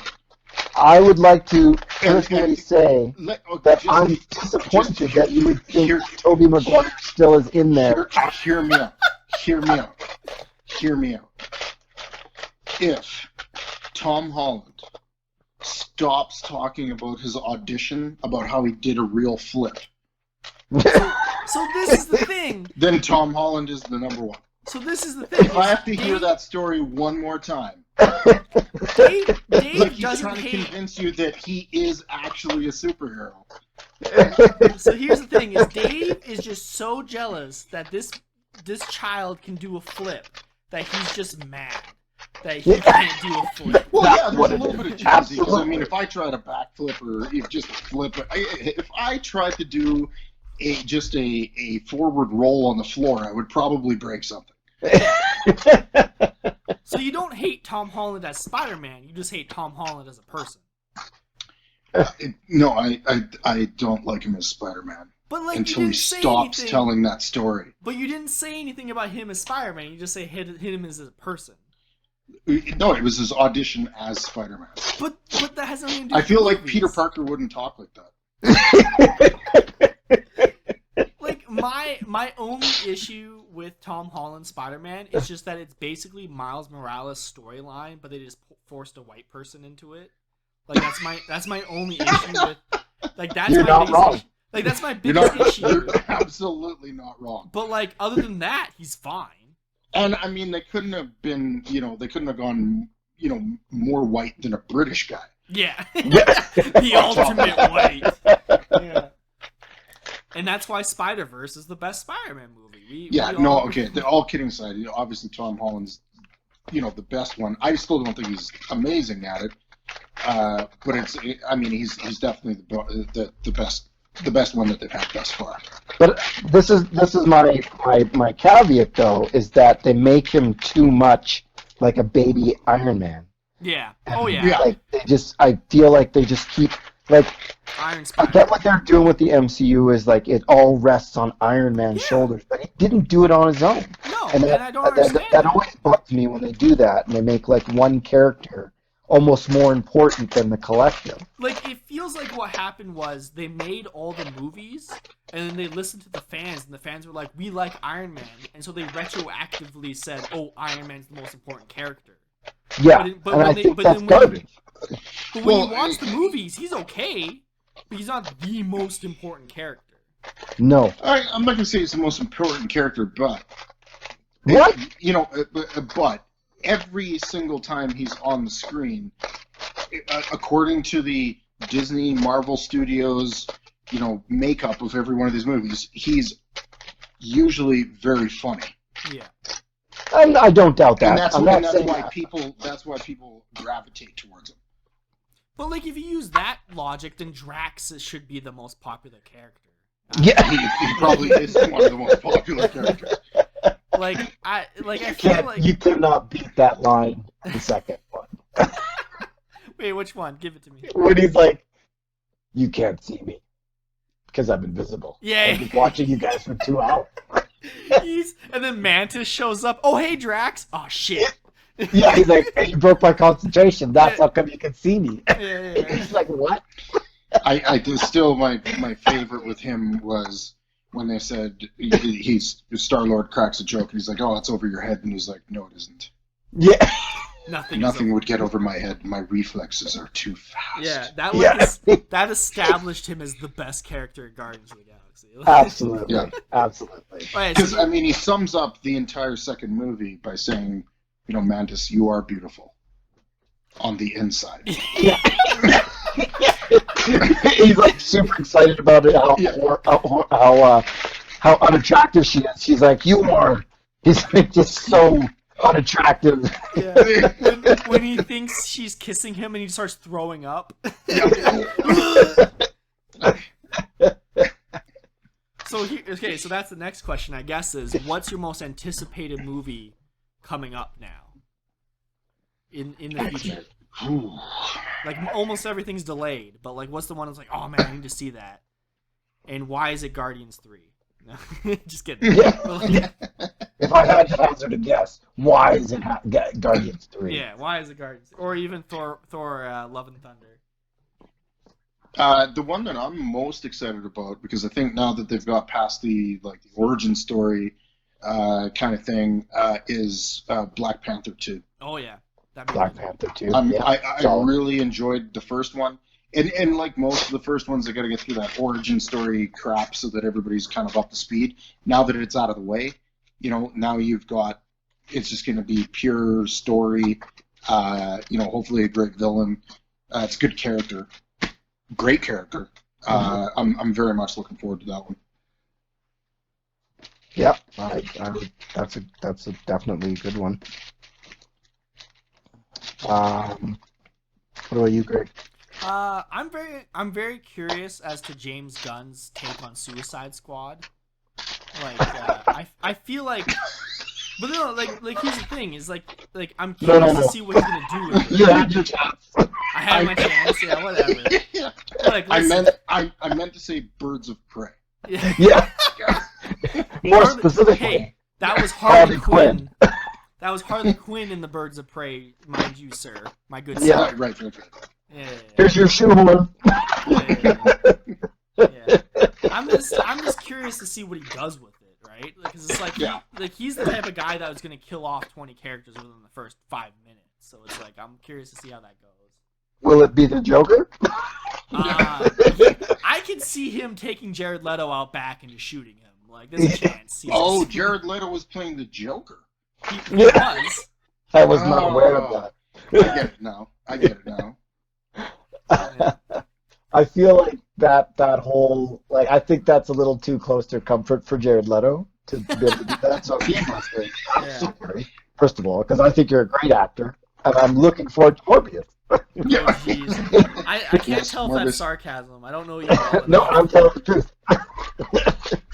I think you got a raw deal as a Joker. I think that was a terrible play on DC's part and the producers of that movie. And I think there could be an endless topic about how that was a raw deal for him, or anyone who would have actually eventually played that character. Anybody coming after. What was done after Heath Ledger and Dark Knight, that was just you are just gonna get eviscerated on the internet. People are gonna hate you because it doesn't matter how good a job you do, which he didn't. It's not gonna be well received. No, and I think part of that was because when they create a character like that and they don't give it the screen time and the ability to acknowledge that character, everyone's going to be upset, and that's exactly what they did, and that's horrible. Oh, for sure. It was a horrible. What's your most expected movie this coming up? That being said, Morbius right now. Real. I think it sets up a whole new dynamic for a Tom Holland series Batman or Spider-Man. I think it would be awesome. I'm really looking forward to it, honestly. Mm-hmm. And Deadpool 3. Oh yeah. I think anything that they're going to do right now is an offering to have them be the X-Men or mutants or whatever they're going to call them entered into the MCU in any way, shape, or form. And I know this is kind of like a spoiler, and hopefully it doesn't end up this way because I feel like it would just be too simplistic. But it'd be cool because you've got a Quicksilver. Mm-hmm. You don't have a Scarlet Witch in the X-Men right now, but you've got a Scarlet Witch, and you no longer have a Quicksilver. Mm-hmm. So just mash them together.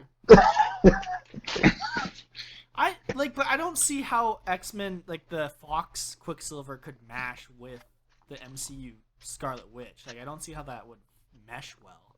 I think it would be such a good dichotomy. Really?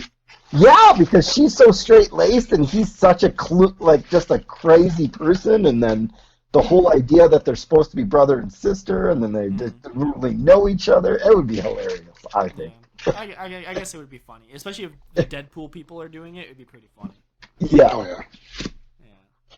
So yeah, thanks for joining us, Rod. We appreciate you. Thank you very much for having me. Yeah, we appreciate you coming in our origin episode. For everybody listening, thanks for listening. We appreciate it, and make sure to follow us on whatever platform you're listening to this on, and we will make sure to have. If you enjoy this, we will make sure to have this continual thing. So thank you very much for everybody for listening. Thank you very much. Thanks a lot. Thank you.